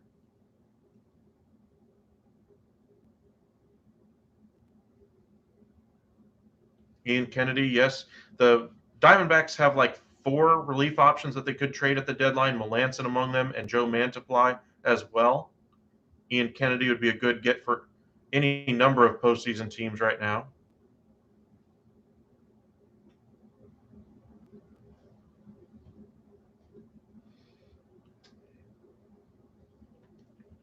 The one team that was talked about the most this offseason as far as acquiring talent was the Blue Jays. I think they have a lot more wherewithal to do it now. They were in on the Jose Ramirez talks. They wanted to improve their offense. I think their offense is fine now with Matt Chapman's resurgence. I think they're going to go after a starting pitcher.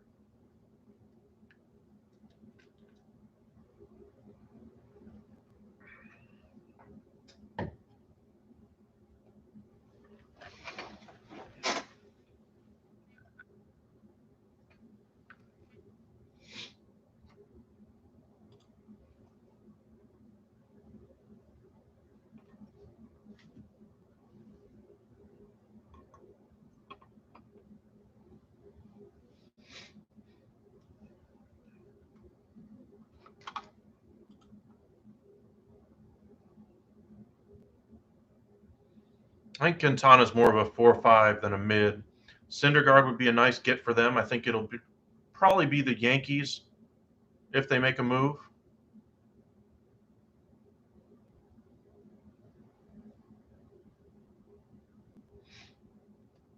I don't think Quintana's going to New York.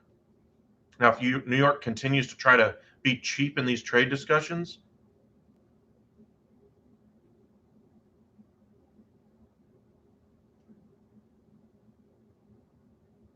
maybe they circle around to him. But I don't know. There's a lot of suitors for Quintana on his salary. 1 year, $2 million. Yep. He's pitching what, a 3.88 ERA right now. He's still not exactly Thor of old, but maybe getting back to the AL East or to the East Coast anyway would be good for him.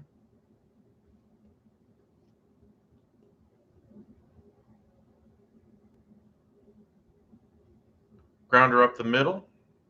Guerrero will move on to third. 2 away in the 5th.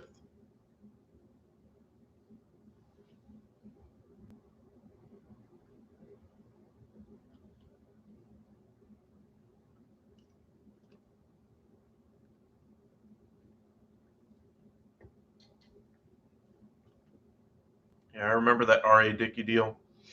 That was when Toronto was really trying to go for it. I think they're probably one of the few teams that actually has a chance at the Cleveland starters, though, Bieber and Plesac. Do I think the Guardians will end up moving them? Probably not, but I think they're probably more likely than any other team to have a chance at them, though.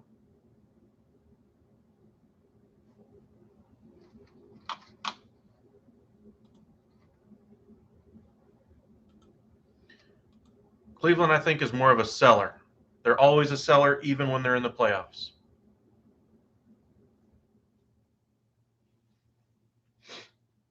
It's just the way they have to do things in Cleveland. They can't afford to be in on players like Juan Soto, top of the market guys.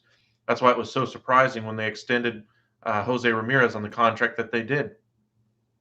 They're kind of tapped out for budget, and now they're going to have to move off pieces like Bieber and Plesac here in the next year or two. Update on Frankie Montas from John Paul Morosi says the market for Montas is focusing on the Blue Jays, Yanks, and Cardinals.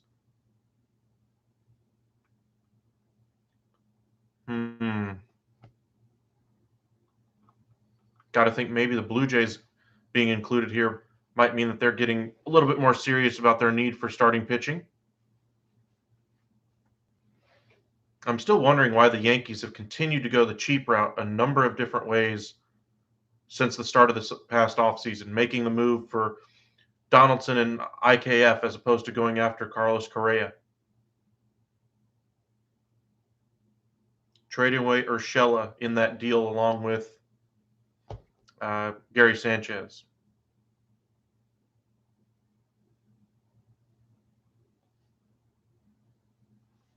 You a Yankees fan, Michael? What would it cost to get one of Cleveland's pitchers for the Cardinals? That might be a trade that works anyway.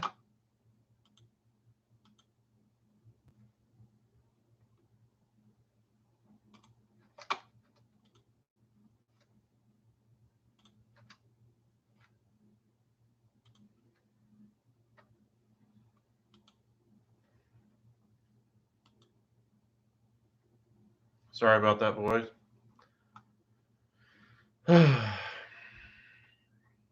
Every now and again, we get one of those. We try to block them pretty much instantly when they pop up. But what would it cost for Cleveland pitchers for the Cardinals? A trade between those two would actually make some sense, just because of they run very similar organizations, the way they have to do things. Seattle or the Cardinals, of course, have a little bit more payroll availability. Yes, but still admire Mariners for stepping up and getting Castillo. They needed him more than we did. You say that now. Just wait till the postseason. Told y'all before the season began, the starting pitching was going to be the problem for the Yankees. And as good as their young starters have been, they've been around a 4.5 ERA since the beginning of June, and it's not gotten better. We did the live stream of the game with Montgomery where he couldn't get out of the third. Garrett Cole, great. Cortez, okay. After that, I have a lot of questions. But just looking at the Cardinals, if they did make a move for Bieber or Plesac, I think they'd have to include probably 3 or 4 good prospects. I don't think they move any of their top level options. Maybe they give them a major league ready guy in Liberatore as the best option out there.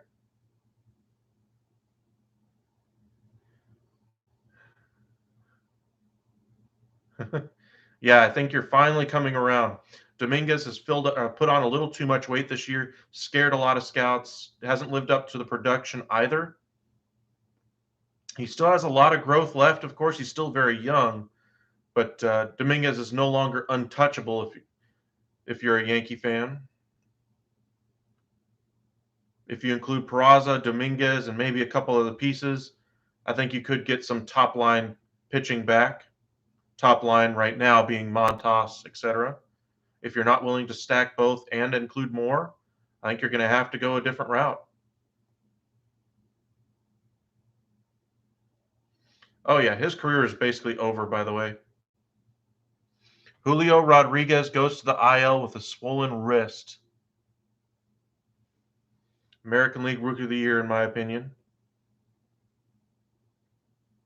Garcia was one of your top pitching prospects for the Yanks, and you kind of ruined him.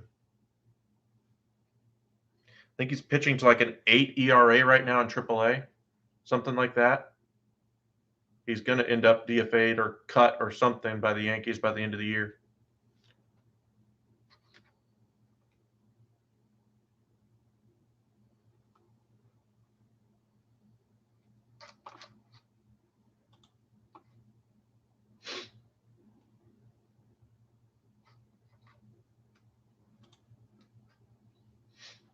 Toronto on top now, 4-1. As we go to the 6th. This game for Barrios is kind of an amalgam of what he's done all year. Good strikeout pitcher. Hasn't struck out nearly as many as we saw him do the previously, but gave up the long ball yet again. If he can control that long ball, Barrios would be a great pitcher for them. Manoah. And then if they do get Frankie Montas, that'd be a great 1-2-3. It was revealed that we could have gotten Machado in 2018, but before he went to LA, but we would not give up on Sheffield, the same Sheffield we traded 3 months later for Paxton. Yep. That's why I wonder what the Yanks do from time to time in trade. They hold on to odd pieces at odd times. That's why I found the trade this offseason for Donaldson so mystifying, allowing the Twins to get the player they ultimately wanted in Correa. And don't let the New York media or Cashman fool you. They wanted Carlos Correa. Carlos Correa wanted to go to the Yankees.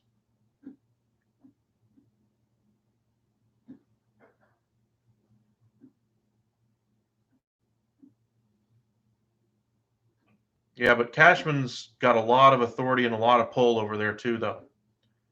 I mean, if Cashman wanted to get it done, he could convince Hal to get it done.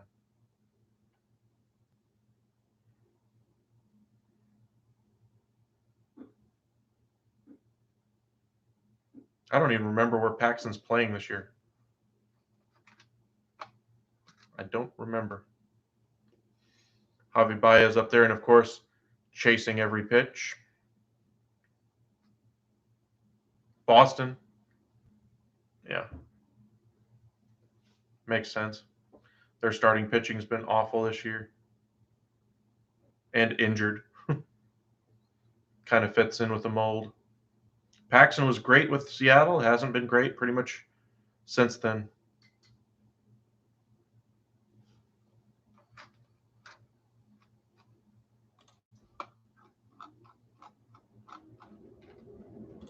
J-Rod going to the IL is a little bit worrisome for the Mariners fans.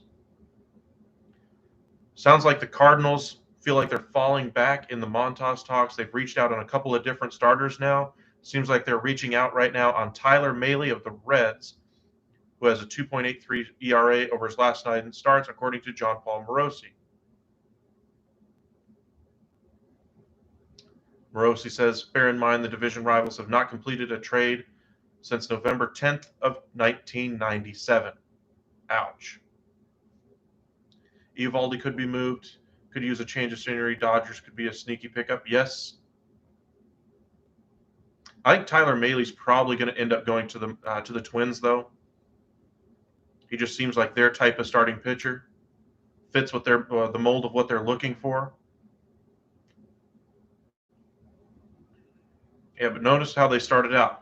Hey, we're in on Soto. We're in on Castillo. We're in on Montas. We're in on Maylie. What's next? You're in on Drew Smiley?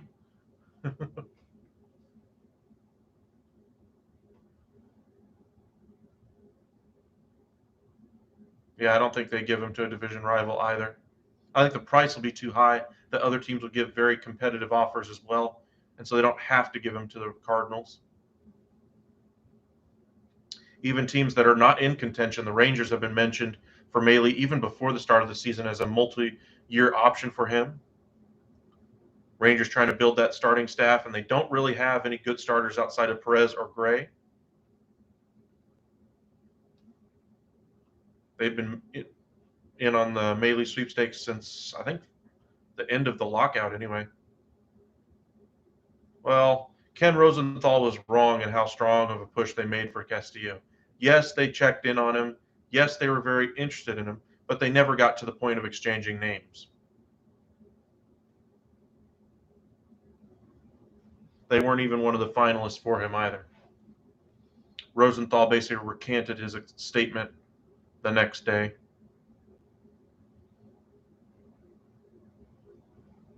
Might be a changing of the guard as far as the top newsbreakers for baseball, with Rosenthal getting out of MLB Network, Heyman going into the New York media. Looks like Joel Sherman's kind of taking the spot as one of the top reporters in baseball right now. Morosi's become a little bit of a hockey guy now. So there's an opening, a chance for somebody to come in and take it. Tigers make a pitching change. Jason Foley is on. What's next is we get Bumgarner for almost nothing and hope they get lightning in a bottle. Okay. Brian, which team are you referring to as you hope that you get Bumgarner? The Yanks? Cardinals? Cardinals? He makes sense.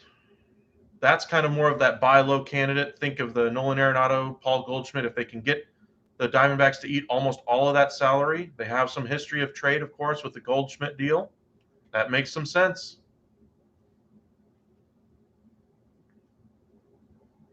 Fits that John Lester, J.A. Happ type of mold.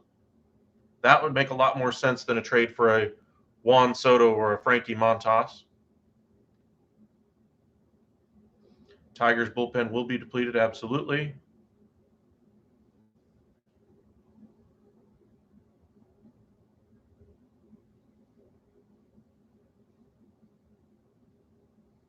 Looks like we are getting close to a Montas deal. We'll see where he ends up going. A's have some pieces that they're going to be that they're looking to move. Their best, of course, being Frankie Montas.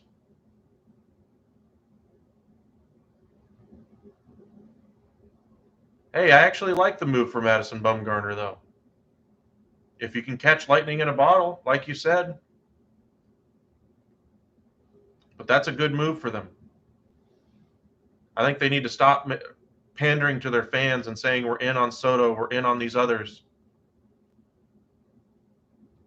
They need to be realistic with themselves. Say, hey, we're in on players like Drew Smyly, Madison Bumgarner. Sorry, I'm having too much fun now at your expense. Sorry, Brian.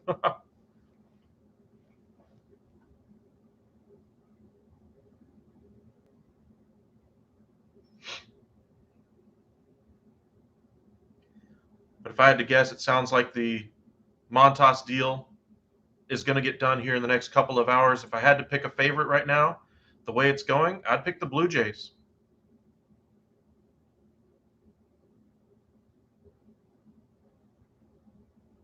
Yeah.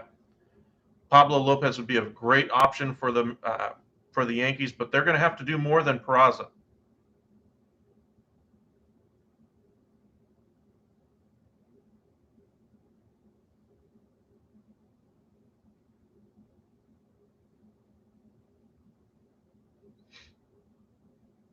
Well, I think they need to start giving realistic trade targets. You give up Volpe for Lopez. Now you're talking.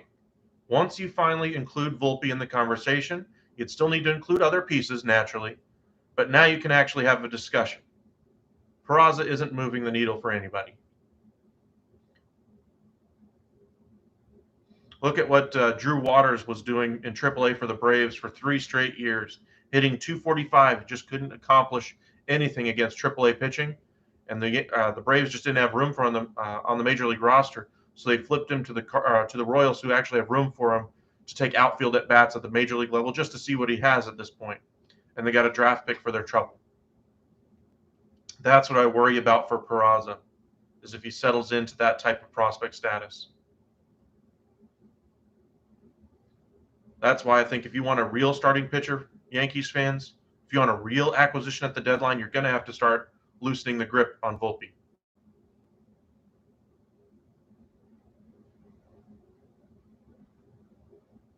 Yeah, I think Bass is a nice bullpen option. I don't know about Wendell, but Bass would be a good bullpen option for you as well. They're going to need a left-handed reliever after losing King. They need relievers, period. Who am I kidding? Yanks need pitching, and there's a lot of it out there, but it's just a matter of what are you willing to give up for it. Now, if you're willing to go down to the 4th, 5th starter range, then we can talk about going away from Volpe and away from Peraza. Soto would be a good name for y'all as well, especially if Holmes starts to falter at the end of the season.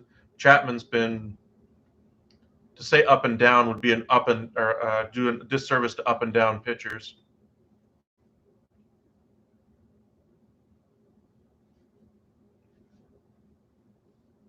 Got to wonder at this point why Aaron Boone's using him the way he is. Chapman might be a piece they offload for salary purposes.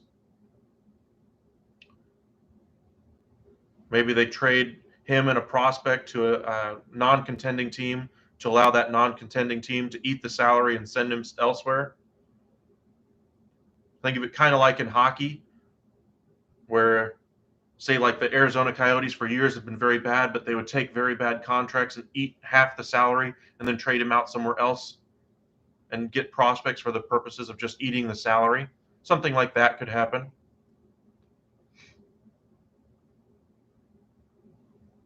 Rangers did that a few years ago with the San Francisco Giants. They got Jason Barr, a nice pitching prospect. He's still in their minor leaguers. I think he's 25-year-old, aging out, though. But they got a nice starting pitching prospect for taking on $4 million from the Giants in the Austin Jackson deal.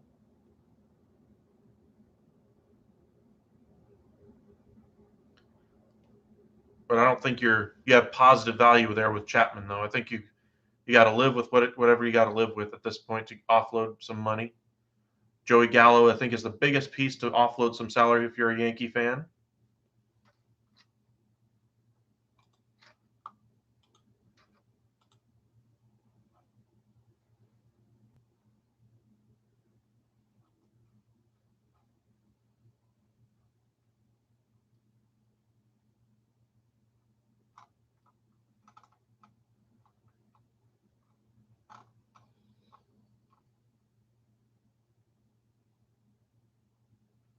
Welcome in, Brianna.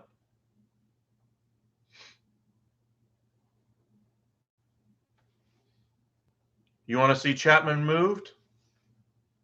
I think he would be a great piece to move if you're a Yankee fan. Offload an inconsistent player and try to bring in some low-cost bullpen options from other clubs. There's a plethora of right-handed relievers on the market. Maybe reach out to the Diamondbacks and get a couple of them. Ian Kennedy, Mark Melancon, proven veterans who can come in there and handle the New York pressure, postseason pressure. Not saying that they really move the needle, but he's better than Chapman at this point. Chapman just hasn't been able to throw strikes all year. Until he gets his head on right, he's not helping the Yankees.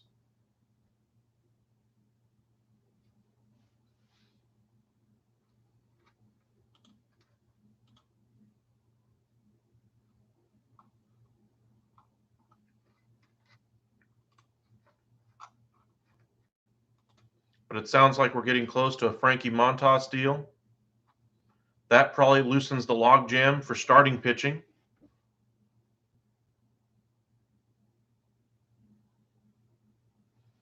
Someone in a rebuild. I don't know about that. I don't know if a rebuilding team is willing to take a chance on him. Aaron Judge up now. Odds on him hitting a homer against Greinke? No, he was already up. He already grounded out. Rizzo also is out. Royals up now.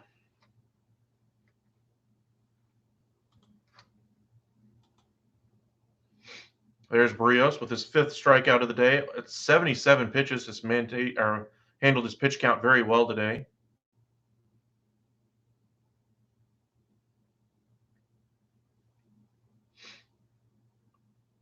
All right, Michael, I got to ask you, would you include Volpe in a Frankie Montas deal if you got a reliever in the deal as well?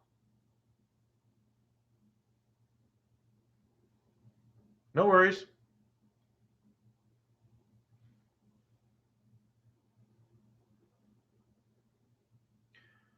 Jason Stark reports that the Phillies have backed off of bullpen pursuits and are now seeking starting pitching, a starter who can start a playoff game. Dave Dombrowski. I don't know if you get a younger piece out of the Oakland A's. I think you might get a bench piece.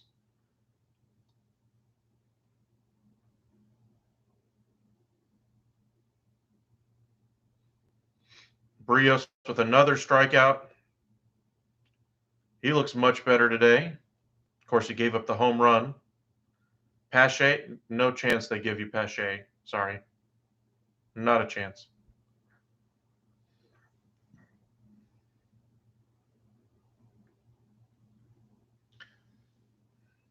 But I think if you're willing to give Volpe for Montas and a reliever, maybe throwing a couple other prospects on your side of the deal, might get the deal done for Montas. Otherwise, I think the Blue Jays might snake him away from you.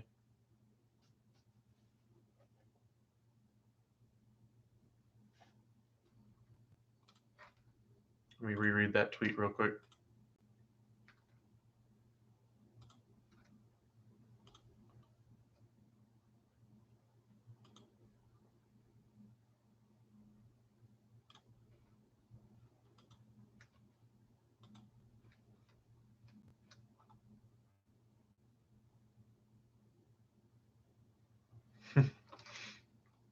Yeah.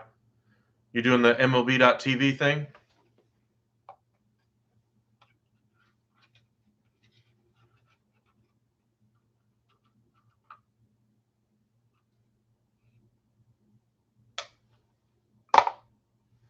Tiedemann or Martinez may be gone. Yeah. The Yankees, like I mentioned earlier, they have had a lot of regression among their top prospects. The Blue Jays have as well. Martinez, Martinez, the number 2 prospect for the Blue Jays, was one of the headliner pieces that was going to go in the Jose Ramirez trade. Maybe they work out something there. Welcome back, Mark.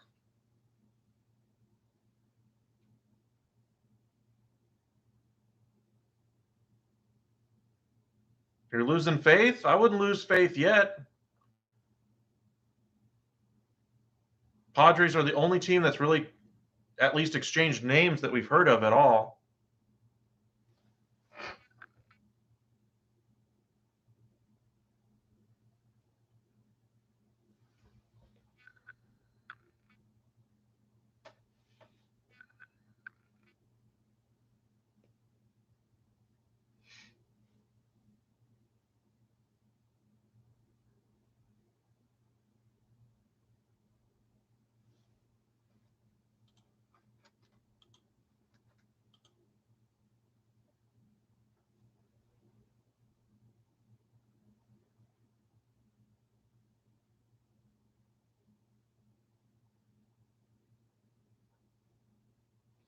Jason Stark further continues that the Phillies haven't just said no on their 2 of their top 100 pitching prospects, Painter and Abel, but also on Griff, McGreary, Ben Brown, and Logan O'Hope.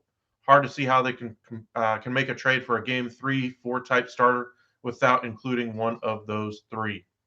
Makes sense. They're going to have to give up something to get. When push comes to shove, though, Dombrowski always gives. Always.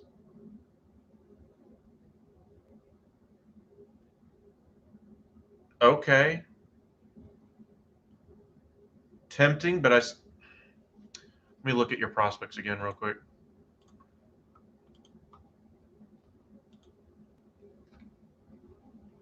That'd be 3 of your top 5. Waldichuk is an almost aging out starting pitcher, though. Pitched to a 1.26 ERA at AA, a 3.48 ERA at AAA.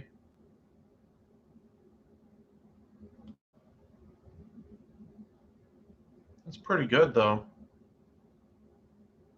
That might be a good starting pitcher piece for them. Nice.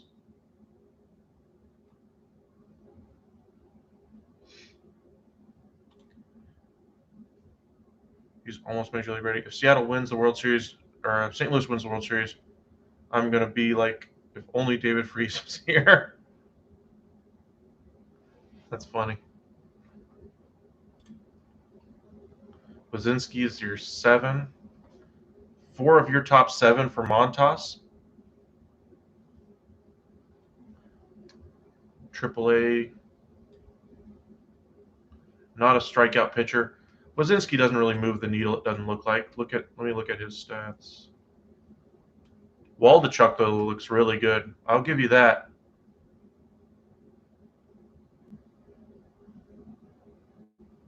Yeah. I do like Waldichuk. Dominguez worries me. Peraza worries me, but Waldichuk would be a great piece. If you're giving me that type of a deal, that might get Montas.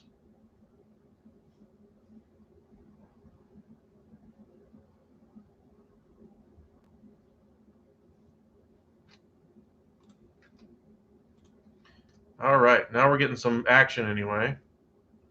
Some more headlines. Phillies have also talked about Syndergaard and Maylie. They've also talked about Quintana. Dombrowski is not looking for pure rentals, though. Unless, of course, I think if he gets interested in a guy like Xander Bogaerts from the offensive side of it, maybe they see that as an extension type player, especially if they're able to lock in a contract before they make the trade. Quintana, a good fit for the Phillies? I don't know about that. They just need starting pitching. I think most pitchers are a fit for them.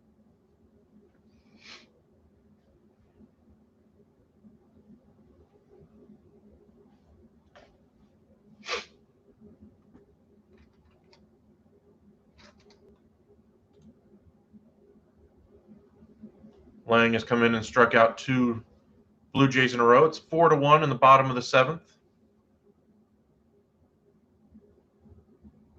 Thank you guys for joining us. Sunday afternoon baseball, trade deadline in a couple of days. It's going to be between the Phillies and Cardinals for that wild card spot. You're right. Cardinals, maybe if they add a piece around the periphery, the Phillies do as well. But neither one of them are making any serious noise in the postseason.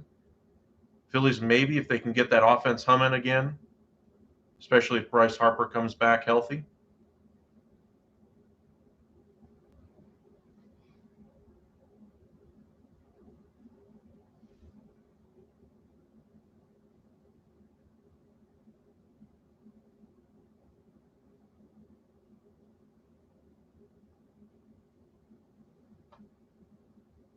Yeah, they should. He's the best starter on the market right now after Castillo went. Shohei Ohtani might be your best option, but he's not really out there at the moment.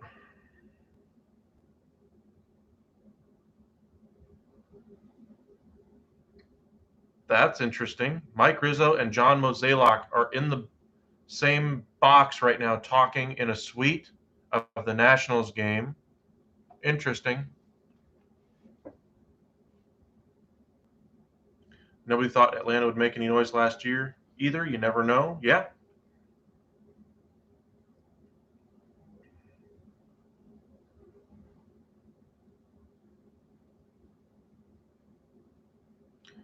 Yeah. Mozeliak's probably trying to give his last 2 cents. Of course, the two teams are facing each other. If you're Mozeliak, you kind of have to put in FaceTime at this point with the one team you're really trying to acquire their best player.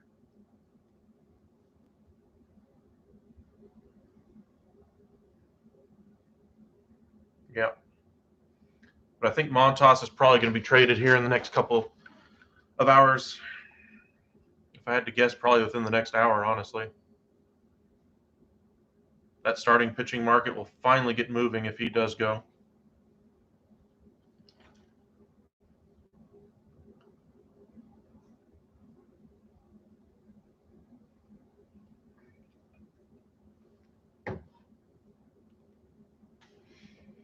That's a lot of money going to the Cardinals. I don't know if they have the financial wherewithal to take him on, but the Nationals already said they're not going to dilute the return for Soto by attaching a bad salary. You think the Yankees are going to end up with Montas, the Blue Jays are going to get Lopez. maybe.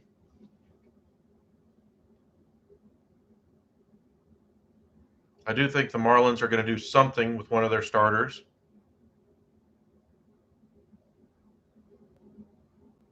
Hmm.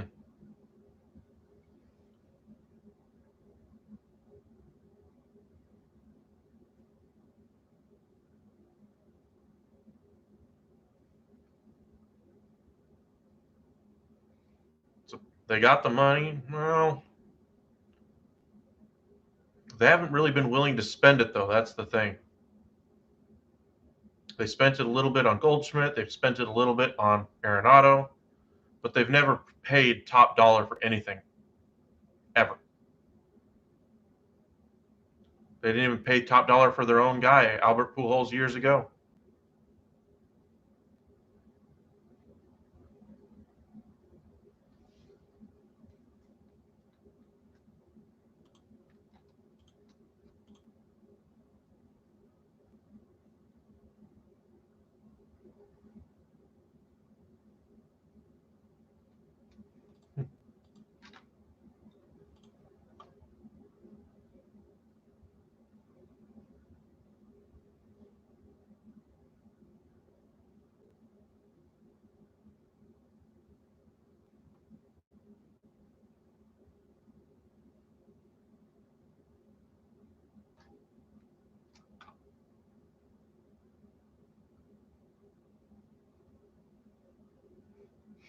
Some Cubs fan thought it'd be an interesting idea for Stroman and Happ to go to the Yankees for Waldichuk. Wells was Wesneski. Yeah, that's not happening.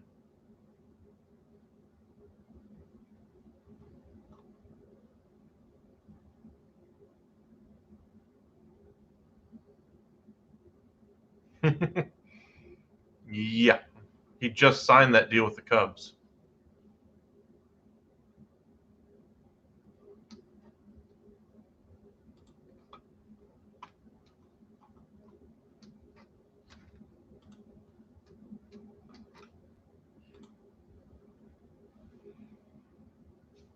Tim Meza on for the Blue Jays here in the top of the eighth. That's cool.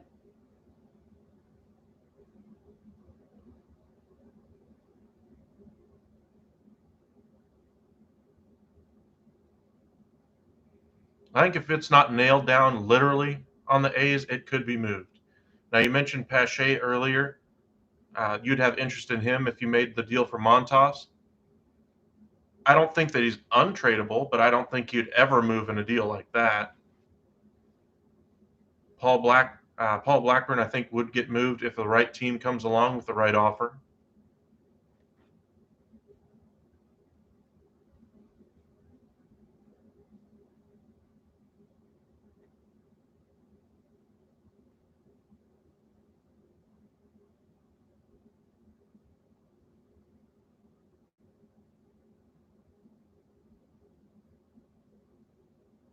Yeah. Would you overpay for Blackburn?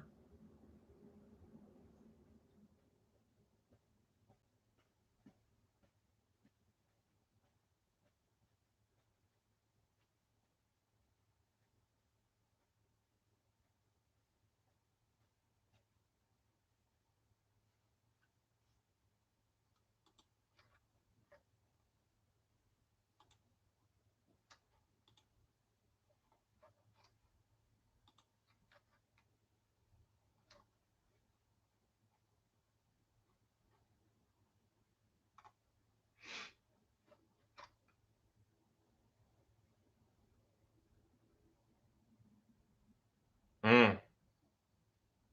Yeah, I don't think that's getting it done, though.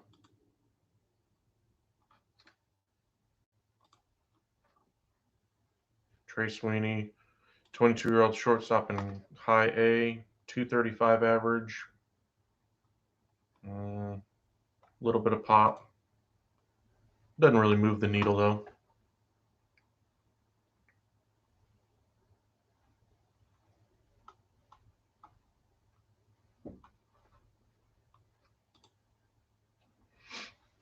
Appreciate you guys joining us on a Sunday afternoon, watching some baseball with the trade deadline coming.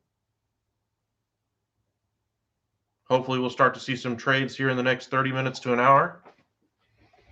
It's already 2 o'clock on the East Coast. Market for Frankie Montas seems to have boiled itself to a nice simmer anyway. Yanks, Blue Jays, and Cardinals there for him.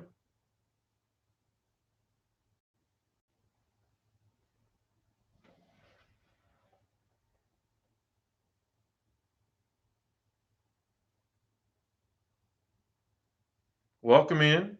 Anything with the Mets for bullpen.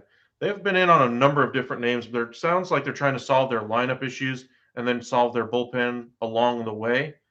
They've been interested in Wilson Contreras, but they were also talking about David Robertson coming over in that deal as well.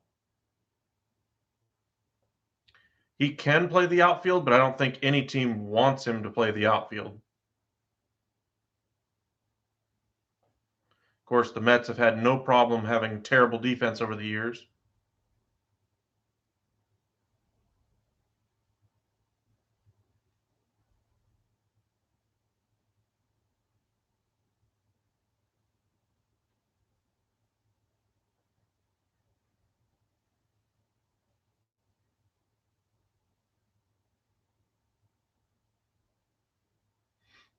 Well, top pitchers usually get moved a couple days before. Then the rest of the starting pitcher glut moves within the next couple of days, right up to deadline day.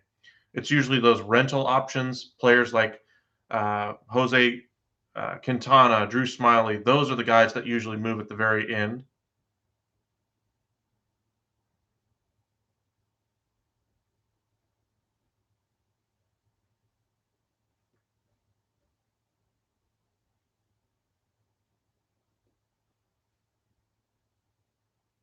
I think everybody's waiting for that Soto news to get resolved.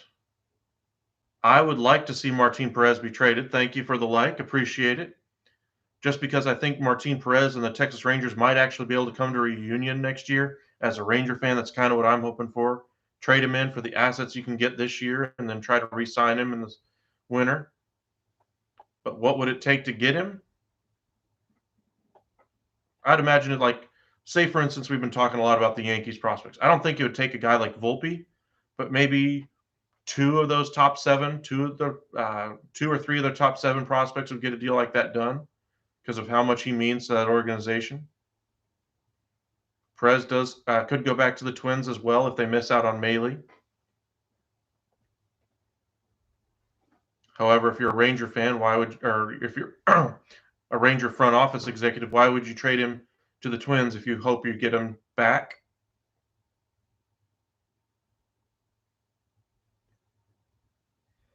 Would you give up, say, just looking at your prospects really quick, would you give up Dominguez, Waldichuk, and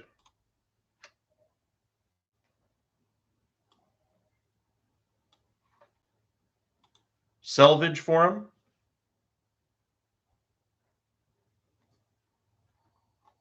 You'd give up Austin Wells?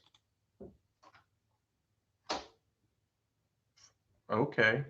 Slugging 530. Damn.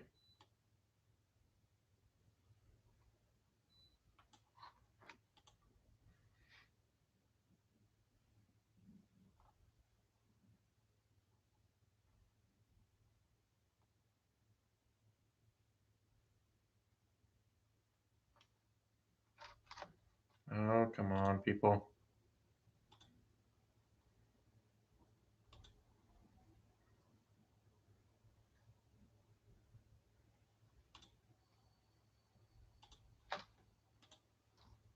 Sorry about that, guys. Took care of it, though.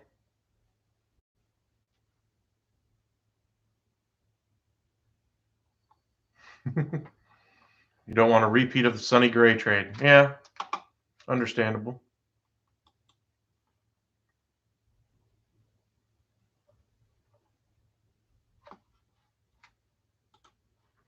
Checking in on some of the other scores. Phillies have taken a 2-0 lead on Pittsburgh.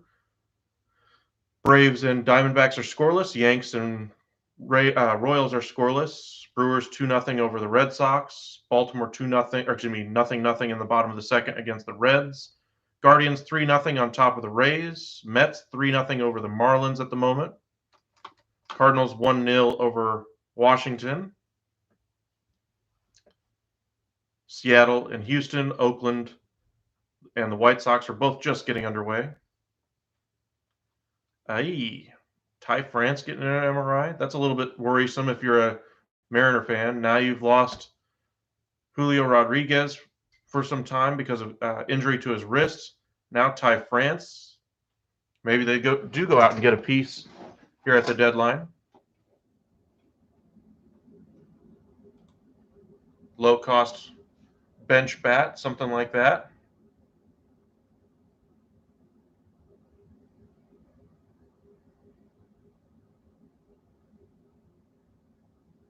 I don't know if they'll jump in for Josh Bell. I mean, they just got Carlos Santana. I think if they do make a trade, they're going to be looking more for middle infield, that type.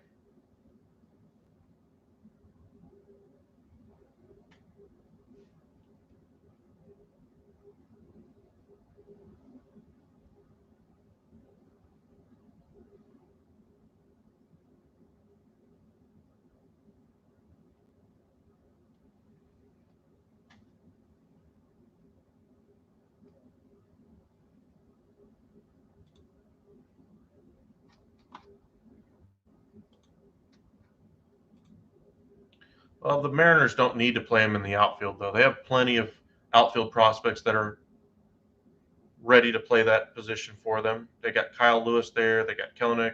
They got Trammell.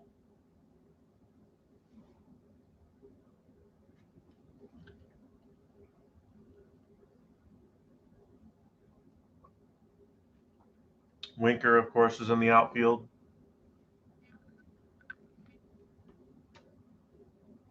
And I know I'm missing one.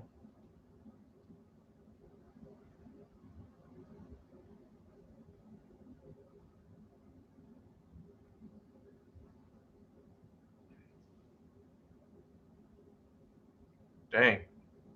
Javi Baez, what are you doing?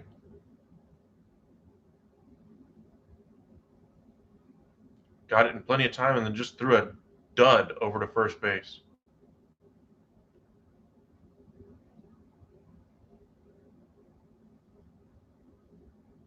I don't know what that attempt was by Castro either. Ugh. AJ Hinch is just taking a seat back all the way in the back of the dugout, just going, I don't know what to do with this guy at this point. DeJesus is on for the Tigers in the bottom of the eighth.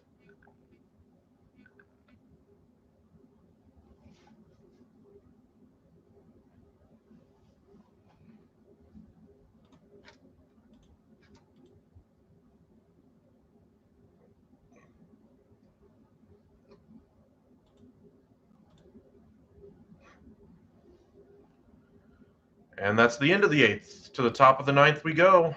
This game is moving very quickly.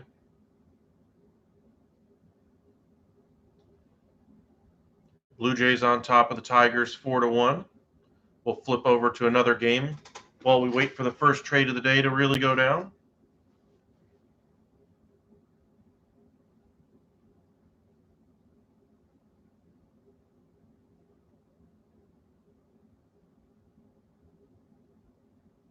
Do you really want Blake Snell, though, in the AL East?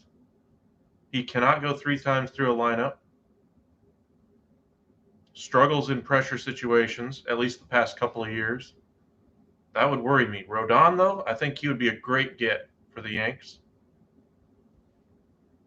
However, it would say more about the Yankees where they're at as far as their willingness to compete with that front office if they miss out on Montas and Castillo.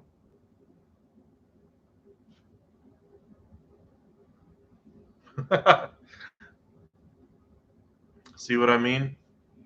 Please take Snell.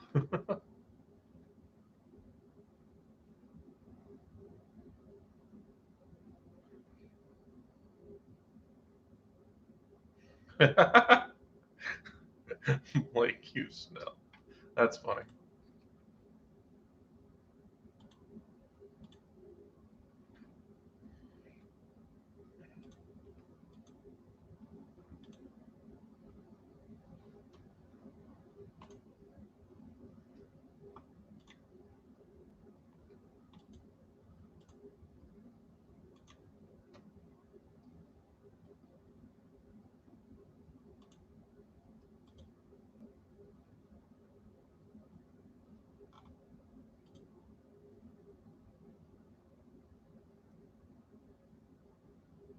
Gallo for Snell. I think both teams would take that deal just because the Padres have gotten nothing out of their outfield. A starting pitcher,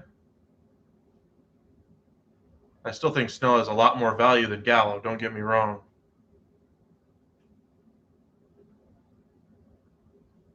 I think you'd probably have to include other things along with Gallo if you made that deal.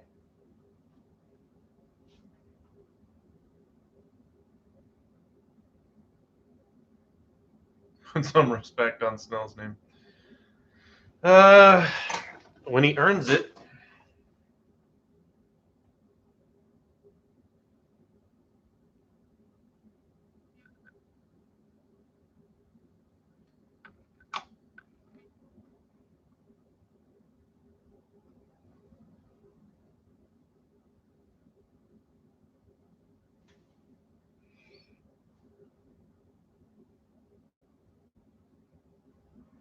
Wow.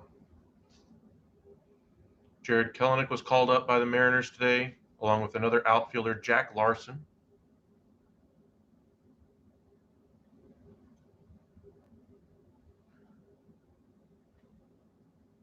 So that'd be a sneaky pickup for someone, maybe back to Tampa so they can fix him. I think Tampa knew what they were doing when they traded him. In case you're wondering, if you make a trade with Tampa Bay, you are probably going to lose it. The only team that can say they at least broke even with on a trade is the Rangers in the deal they made for Nathaniel Lowe. In fact, I'd say the Rangers might be even a little bit ahead in that one. But as it stands right now, most teams lose trades with Tampa.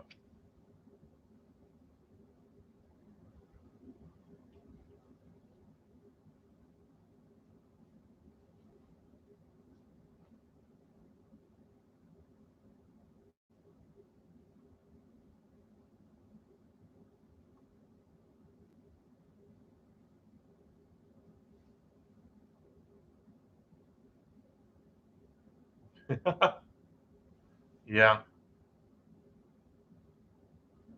Real Muto and the Mets, wherever you heard that, probably want to check it. Ain't no way that deal is ever happening.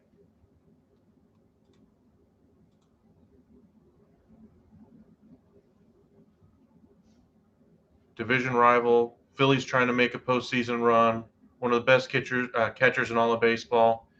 Maybe the Mets are interested in Real Muto, but there ain't no way that's ever happening.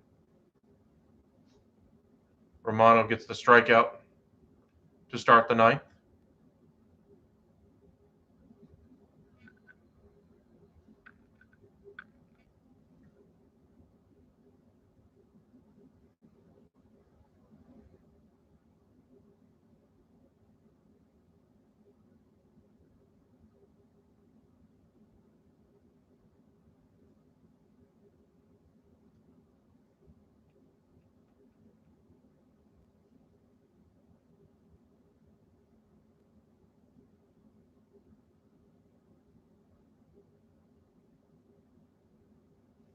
Yeah, Marlins, yeah.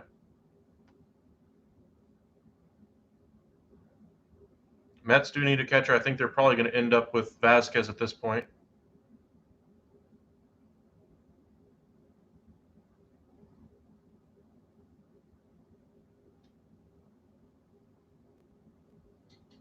Blue Jays are off tomorrow and then go to Tampa.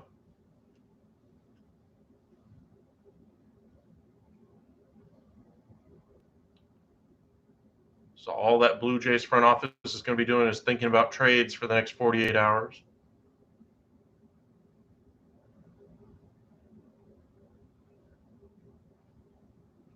Cubs and Giants are discussing a trade. Let me see what it's for.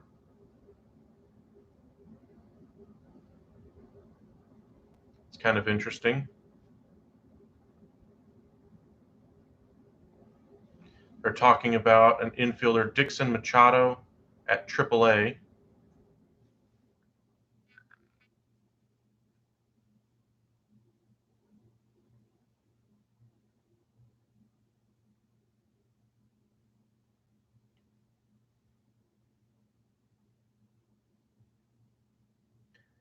Base what they could have had this week. Yep.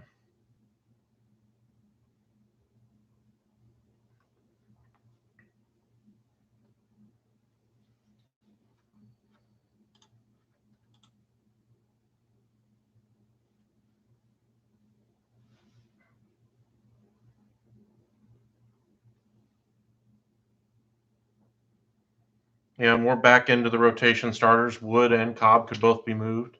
I've really liked Alex Wood even from his time with the LA Dodgers. I think the Dodgers didn't really have much faith in him as far as having continued success, even from back when he was with the Atlanta Braves. Maybe the Braves take a chance on him.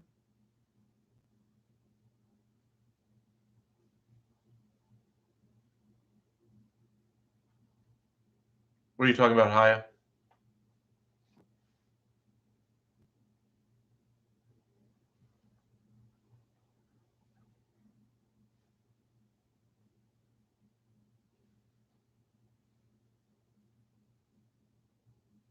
Yeah, he does.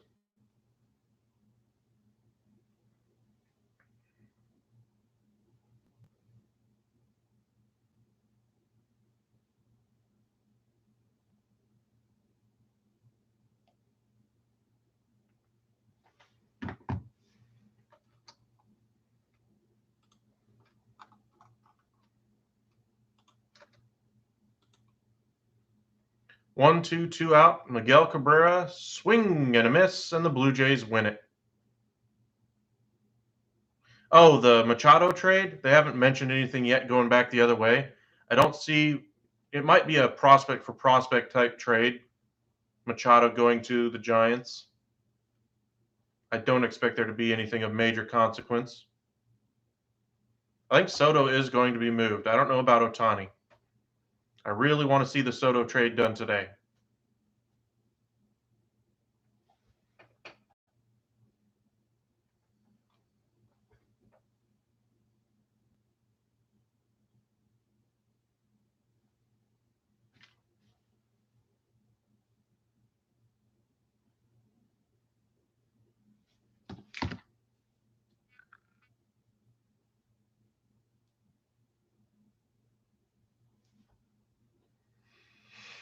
All right, let's flip it over to another game. Any votes for the game? Which game do y'all want to watch next? You guys tell me. Let's see what the scores of a couple of them are.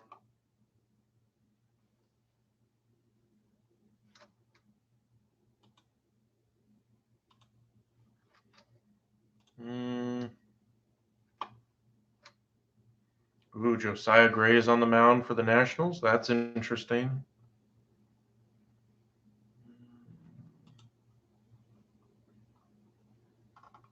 The Nationals do have Josh Bell in the lineup and Soto, so we probably won't see a Soto or Bell trade, at least until the game is over there.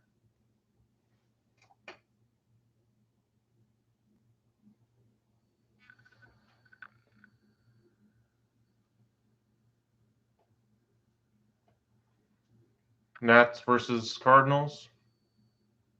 All right. Let's do the Masson broadcast.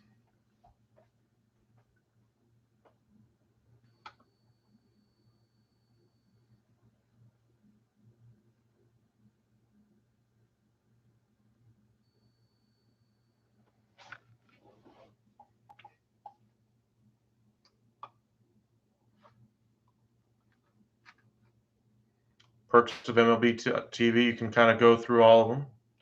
Lopez has given up 3 runs against the Mets in less than 3 innings. That might hurt his trade chances a little, Not a lot. That Mets lineup is performing much better after they lost the first 2 games after the All-Star break to the Padres.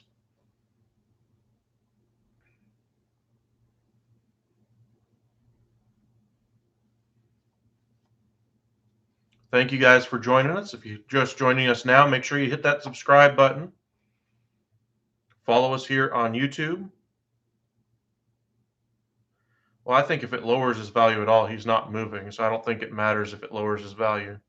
It's only a chance to build his value and increase the chances of a trade, or if he has a poor start today, he probably doesn't move.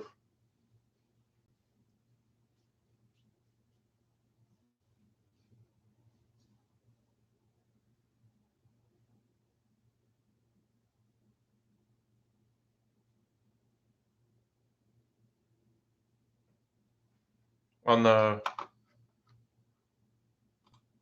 baseballtradevalues.com, is that where you're getting that one from, Michael?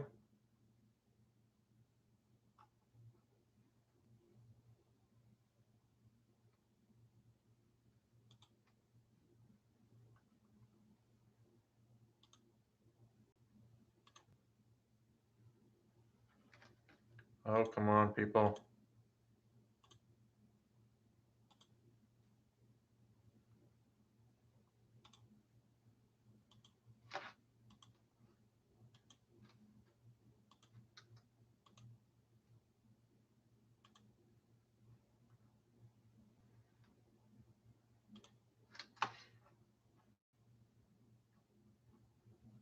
There we go.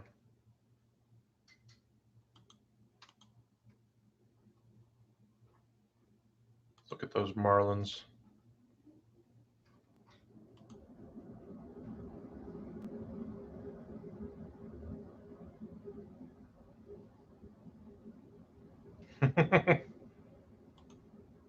Confident, are you?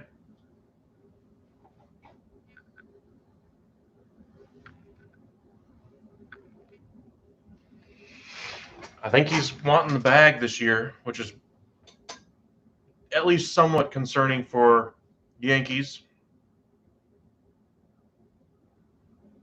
They haven't done themselves any favors, but I don't think they've hurt themselves either.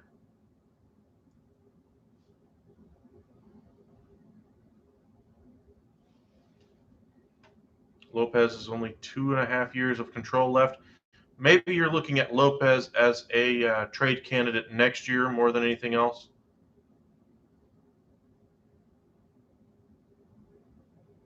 Got some good young starters there, though.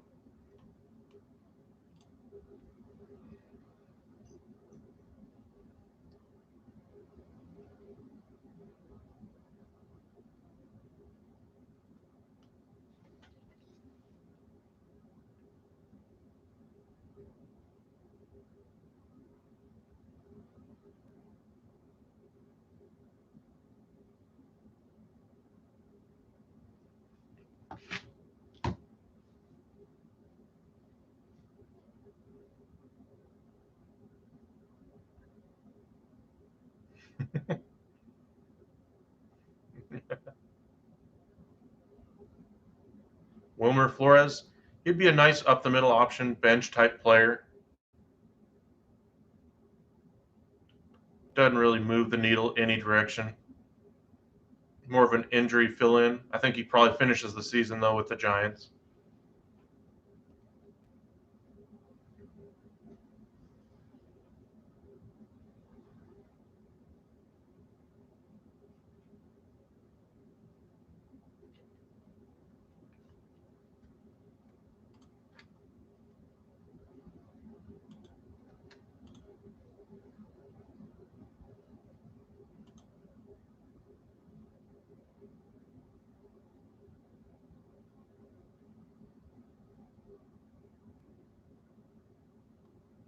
Oh, yeah, Mike Minor will probably be available. Anybody of any value on Reds, A's, any one of those teams that's well below 500, you can expect that they're at least going to talk about. Tigers, Marlins. Jazz Chisholm is even available from the Marlins if you're willing to give up the right pieces. Mike Minor definitely will be.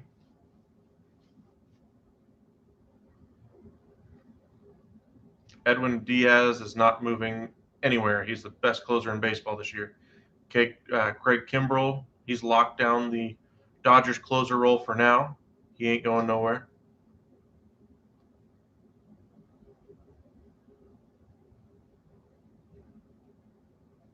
Well, that's what the Rockies do. They make bad decisions with their pitching. That's what they've done for 30 years.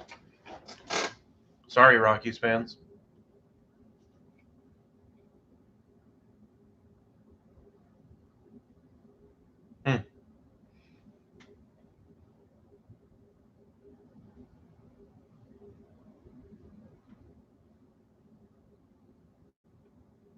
Pittsburgh, I think, is going to continue to try to sell off some pieces. Everybody talks about Jose Quintana. He's the most obvious one to go.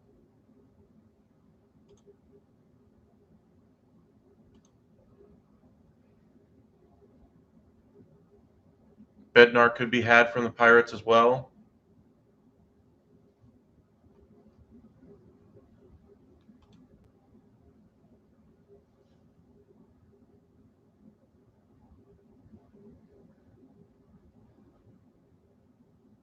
And that's probably about it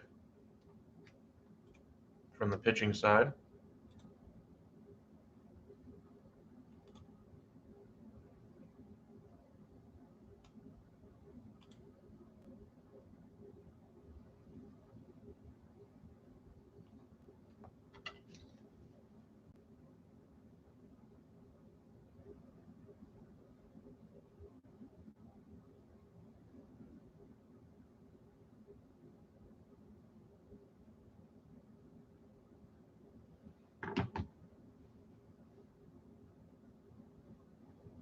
Pittsburgh's told teams they're keeping Bednar. Take that with a grain of salt, though. I mean, Pittsburgh's been bad for, I don't know, a very long time now. If they get the right offer, he will be moved.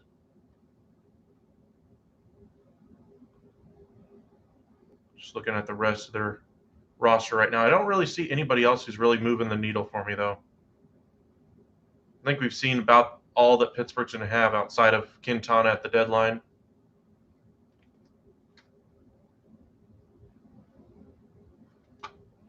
Yeah, but on Tuesday when they start getting real offers for him, then you might see him move.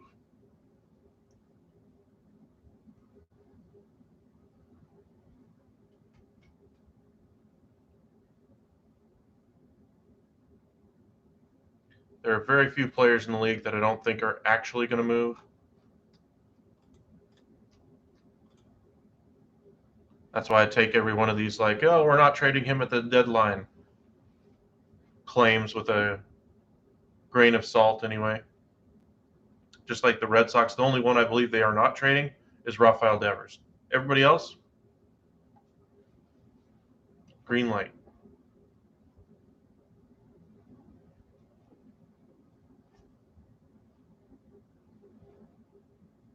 Kang still active? I don't think anybody's going to trade for him anyway, if he is. That's just a PR nightmare if he gets traded. But I don't think he's active anyway.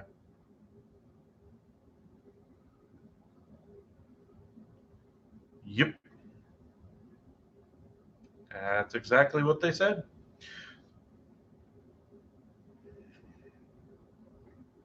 The surprising move for me of the Houston Astros anyway is that they might actually move one of their starting pitchers with McCullers coming back. A little bit surprising. They have great pitching, but it's a little thin after their top 5 starters. If they were to deal one. You got a feeling they're getting Soto.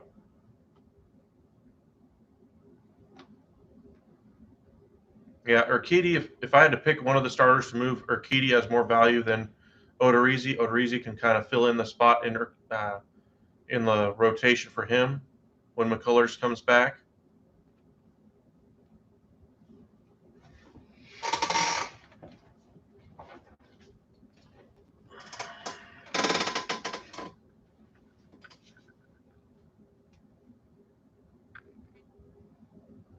Ground ball fair down the line. Romine gets a base hit here. It's going all the way to the corner. He's going for a triple, and he's safe. Nope, he stops at second. First double of the year for Austin Romine. Hunter Brown or Whitley from being called up. Whitley's prospect status really is leveled off. I don't know if they're going to be called up at all this year. Let me check. Hunter Brown. He's been pretty good. He might get a September call-up just to see what he's got, but he's probably next year.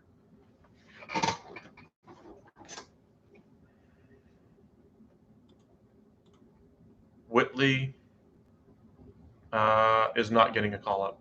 Sorry. He's been atrocious.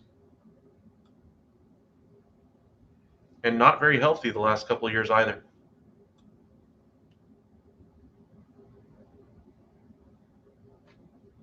Hunter Brown, though, is significantly closer. Corey Lee, their number 2 prospect.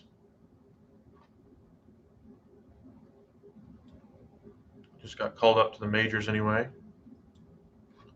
Whitley used to be dominant, and then the last 2 years have just been a ghost town for him. He's not been good.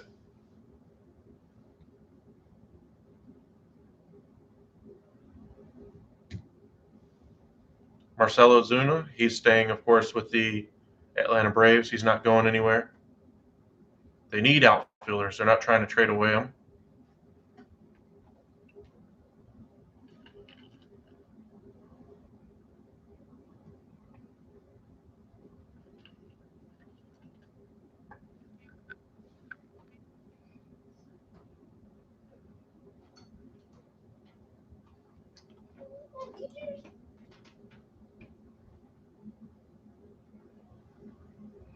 Do you think because Mozeliak and company went to Washington that there's going to be a move? The Rangers just had their entire front office, president of baseball ops, GM Chris Young, a lot of their scouting department was there in Anaheim anyway for their series against the Los Angeles Angels of Anaheim. It means nothing right now. Trade deadline season, teams are going to have their front offices with them pretty much the entire time until after the deadline. Don't read too much into them traveling with the team.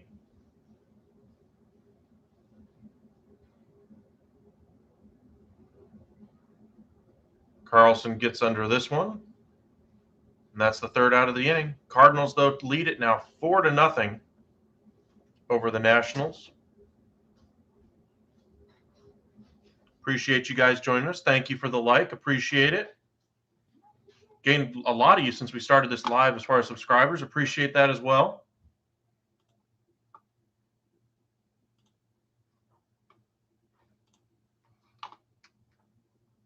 Getting close to our 400 goal, so if you haven't hit that subscribe button already, please do so.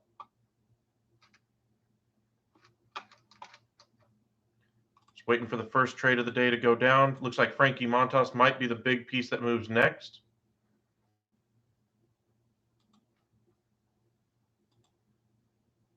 That'll kind of loosen the logjam in that starting pitcher market, of course.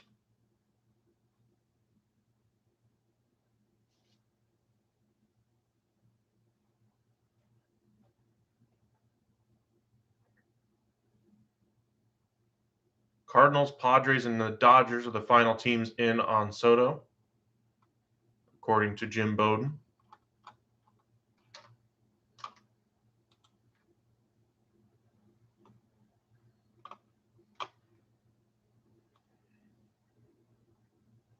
I don't know about that.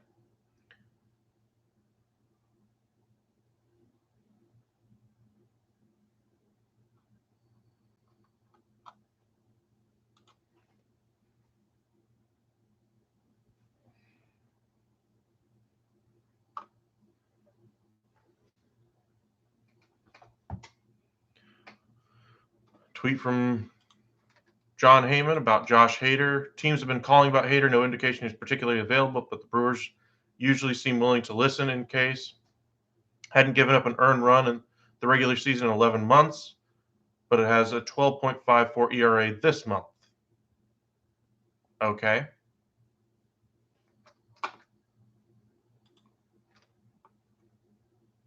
Juan Soto is up right now for the Nationals. Tune in.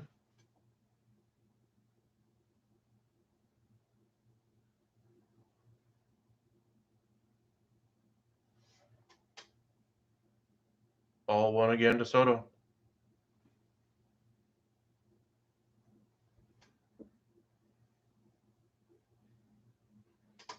The most savage thing they did this year was announcing they offered what they offered Judge. Well, it's not going to be that they're going to come out and announce everything, but I think you already know that. They let the little drips and drabs come out about what they want to do.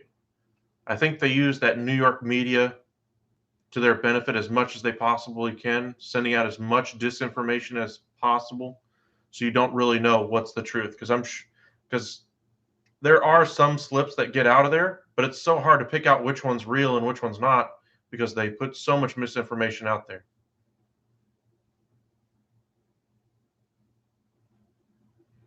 But that's what you get when you're the Yankees. You get afforded that much trust by the media to do their bit, or for them to do your bidding for you. Josh Bell, I believe, is on deck for the Nationals. That pitch was right down the middle, and Soto missed it. 2-2.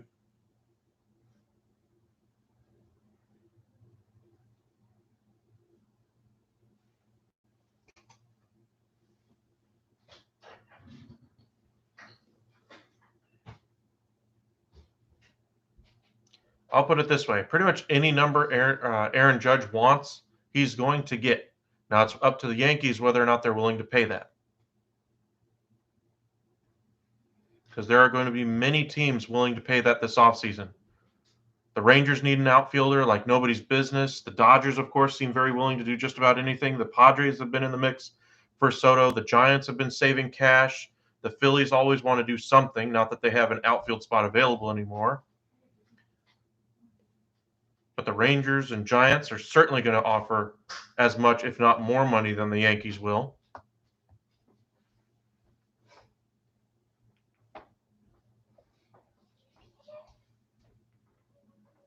The question will be is how bad does he want to stay in New York?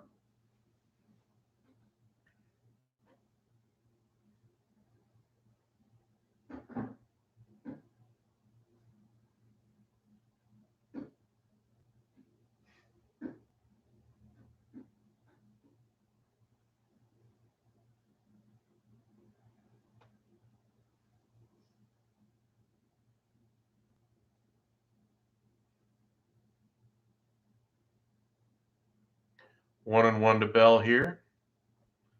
Bell has 14 home runs on the year, 304 average.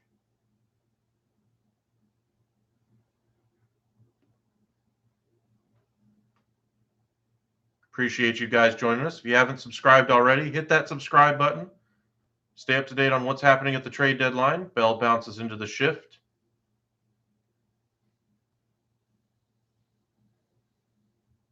Two away. Nelson Cruz due up next. All three of these batters are all on the trade block for the Nationals. Cruz got a base hit in the second. Maybe if he gets hot over these couple games before the deadline, you see him move.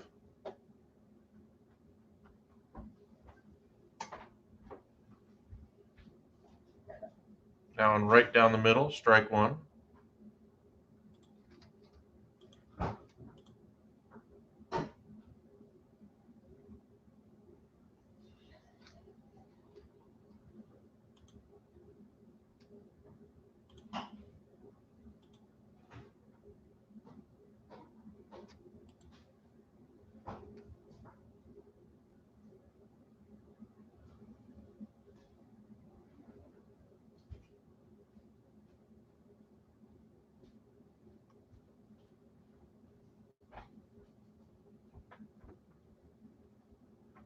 Surprisingly, the Cardinals are said to be offering the most talent off of their off of their major league club for Juan Soto. The Padres are offering the most talent from the farm system.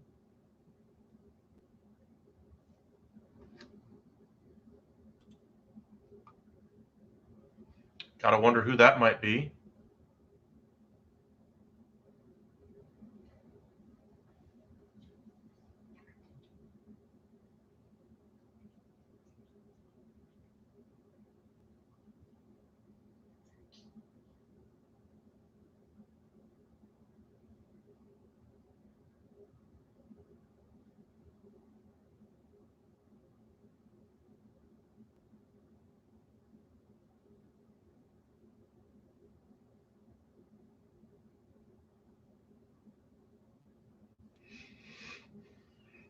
And Cruz strikes out to end the fourth.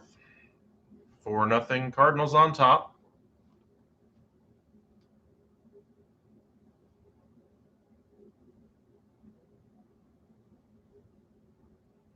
You think they're offering Gorman, Liberatore, and Walker?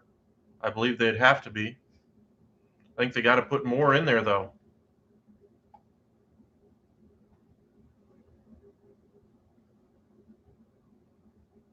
And the question is, are those prospects better than what the Padres are offering? I don't think so. I like Adams better than any one of those, or Abrams anyway, better than any one of those. They'd have to add in Wynn.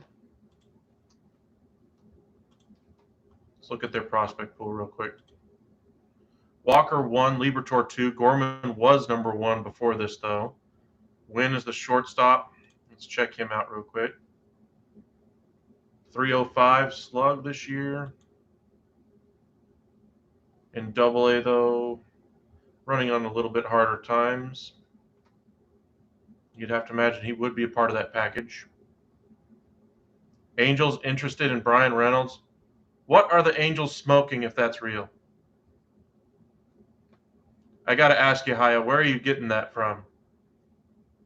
It kind of fits with the Angels being completely out of touch, but where are you getting that from?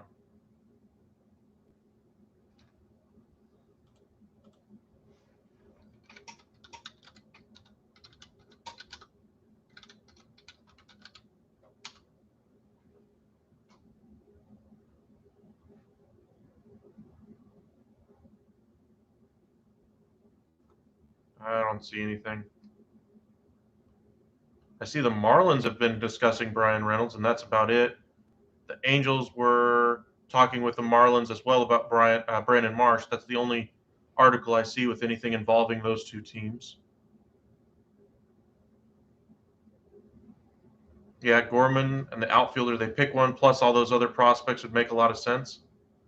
Carlson, I think, would have to be involved in that type of deal.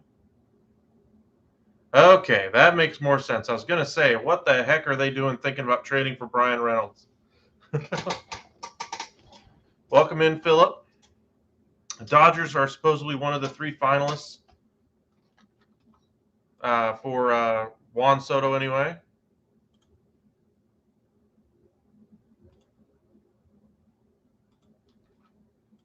Outside of that, they made the trade yesterday for Chris Martin, giving up Zach McKinstry.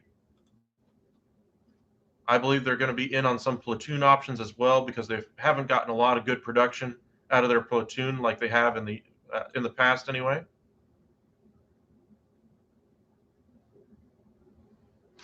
We'll see if they can have some success going forward.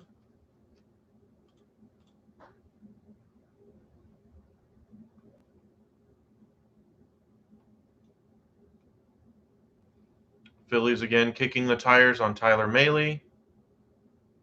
Dodgers could go after Drury, possibly. I think he's probably going to be more in demand for teams like the Mariners, who need a bench piece, somebody who can fill in every now and again. When they don't have a lot of prospects to trade, maybe they're willing to give up a little bit more for a utility guy like that than, say, the Dodgers would. Dodgers always like to make some type of a splash, so we'll see what they end up doing this year. I'm halfway hoping that the Padres end up getting Soto, and then we really see an all-out race for Ohtani down to the end of the deadline on Tuesday. That's what I want to see happen. That would be unbelievable. Make so many videos, make your head spin.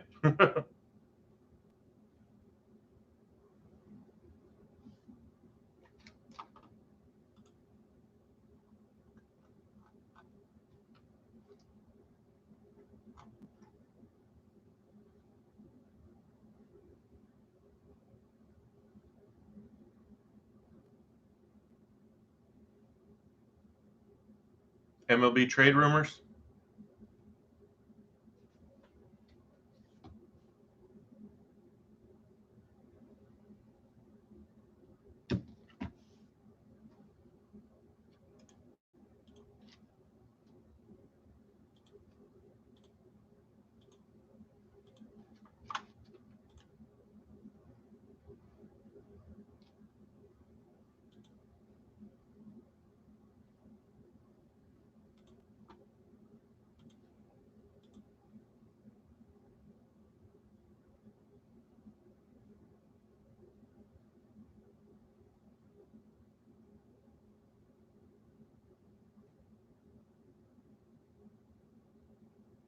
Anybody but Walker.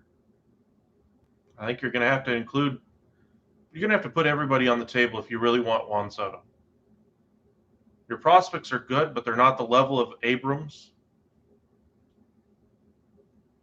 If the Dodgers really are in on Soto, you'd have to think that May, Lux, Cartaya are the top three in that type of a deal.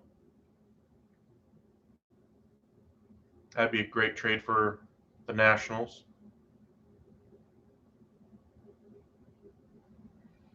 Yeah, you worry about the Sevy's health, though. Can he stay healthy for an entire season? I think if they do get Montas, they probably do put him out of the bullpen just to keep him safer.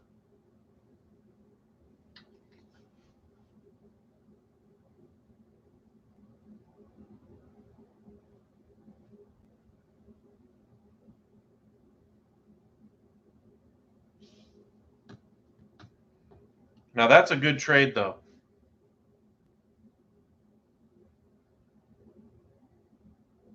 What? Okay. Yeah, I'm not buying that. Cartaya is not nearly the player that Abrams is. Sorry. Now, Dustin May, because he already has a track record in the MLB, I could buy an argument on that one. Now you're just making up stuff, are you? Bell is not going to go for Bregman. Now for Gurriel, maybe he could be the offset going the other way just to clear off the roster space, but I think Gurriel would stay there in Houston. Bell would just supplant him as the starter at first base. But I do like that trade idea, Michael. Carlson, Gorman, Liberatore, Wynn, and Walker. That would be a great trade. Maybe have to throw in a piece or two on top of that. Nothing major.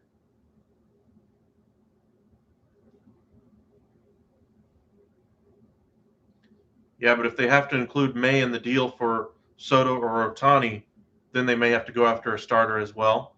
Their starting depth isn't what it has been in the past. They no longer have Max Scherzer.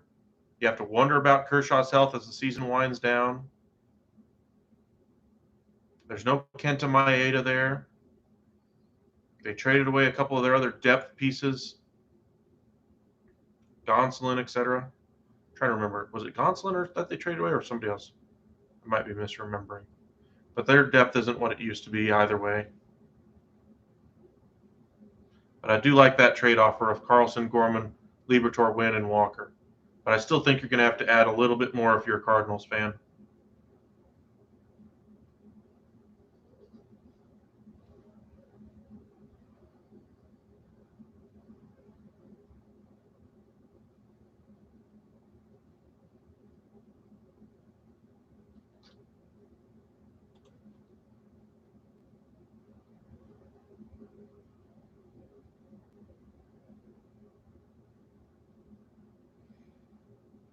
Well, he was a double-A player that was thrust into the majors because they didn't really have anybody at the major league level to fill in for Tatis. He still hit like 240 when he was overmatched.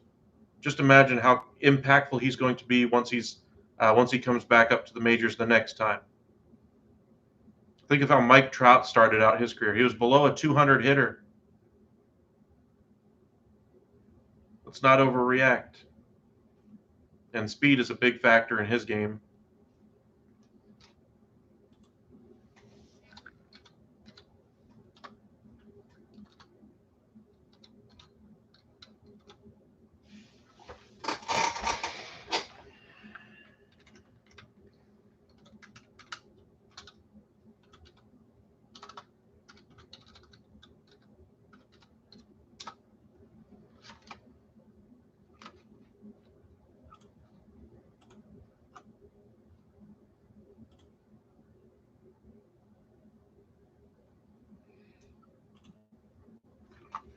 Miller, he's at Double-A Tulsa right now. He's probably 2 years away from being MLB ready. And he's 23, so he's not that big of a prospect.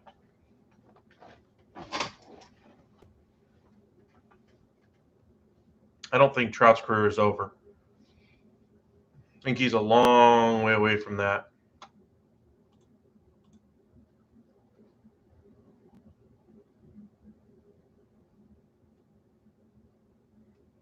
I do think it's time that the Angels get to grips with what they need to do.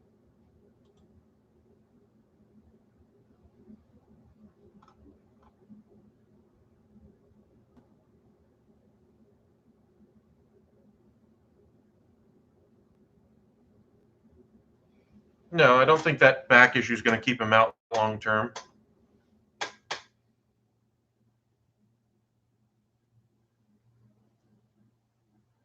Soto needs to sign somebody, then the chips will start falling. That's what I've been saying since last night. Once the Soto chip falls, we're going to see a lot of trades being made.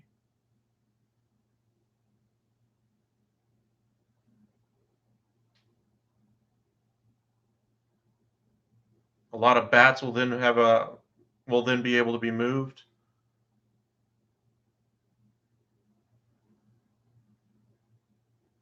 That's not enough. I like the idea, Haya, but I don't like the deal itself.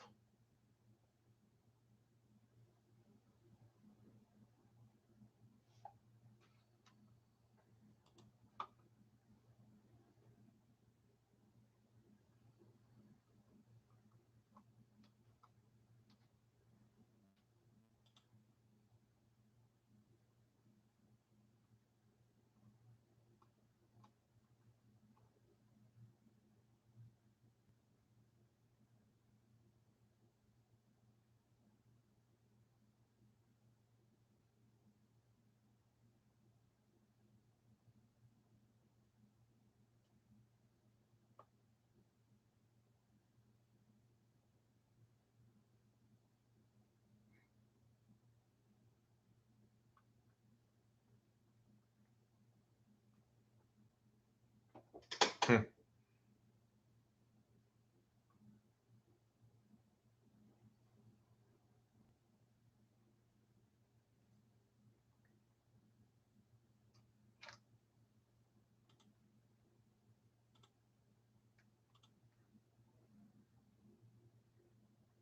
Swing and a miss there by Hernandez. That was a mighty swing. Checking in on some of the other scores. Phillies 3-1 now on top of Pittsburgh. Still scoreless in Atlanta and in New York. And in Cincinnati as well.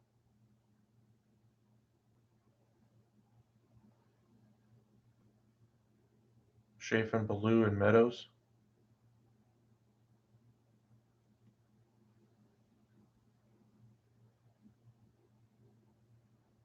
Dodgers are going to do something at the deadline. They always do. They're a little quieter this year, though, than they have been in the past. I'm curious to see what they're actually cooking up.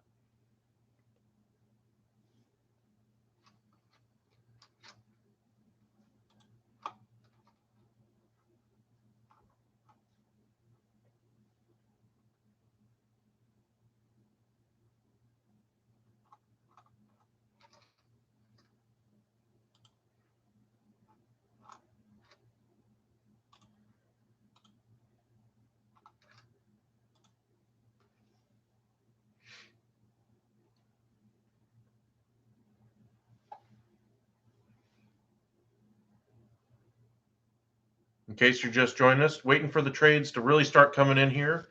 Seems like last night there was some movement on the Juan Soto front. Tonight, or today anyway, we saw the two general managers of the Nationals and Cardinals actually shake hands at the game.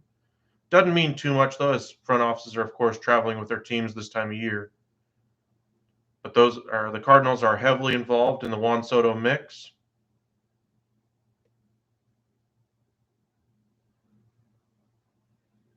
Today we saw some movement on the Frankie Montas trade front. He is the best starting pitcher on the market right now that's left anyway. That race is down to the Cardinals, Yankees, and Blue Jays. We'll see which team ends up getting him. Cardinals have their fingers in a lot of pots.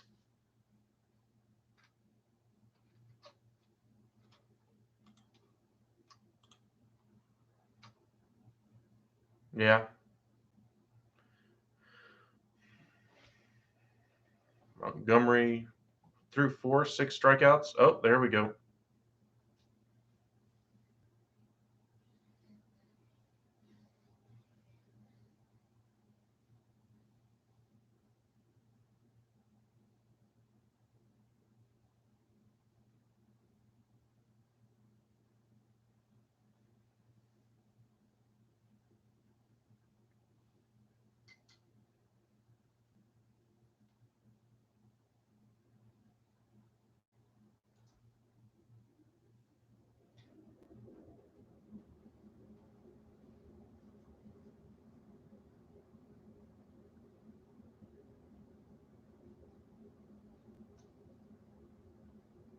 Yep.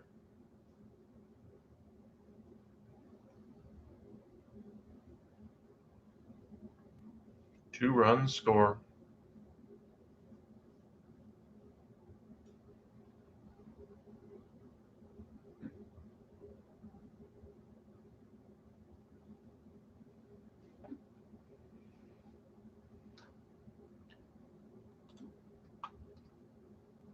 Probably go here for a little bit longer. Do a short break anyway for lunch, and then we'll be back on here by 3 o'clock ish.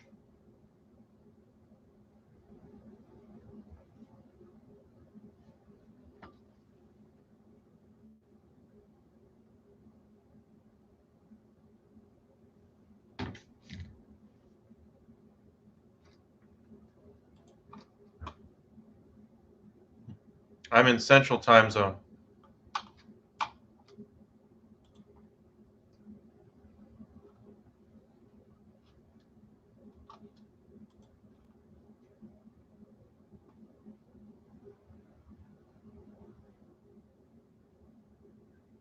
If the Cards get Montas, they're out on Soto.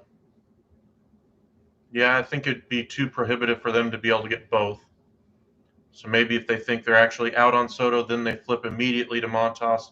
That might be what's holding up the Montas news, honestly, is more Soto aggravations. But of course, we're not going to get resolution on Soto until Josh Bell is traded, according to the Nationals anyway. So maybe the A's are going to hold off on him. But I can't imagine they're going to want to hold on to him too much longer. They have a lot of pieces to move at the deadline.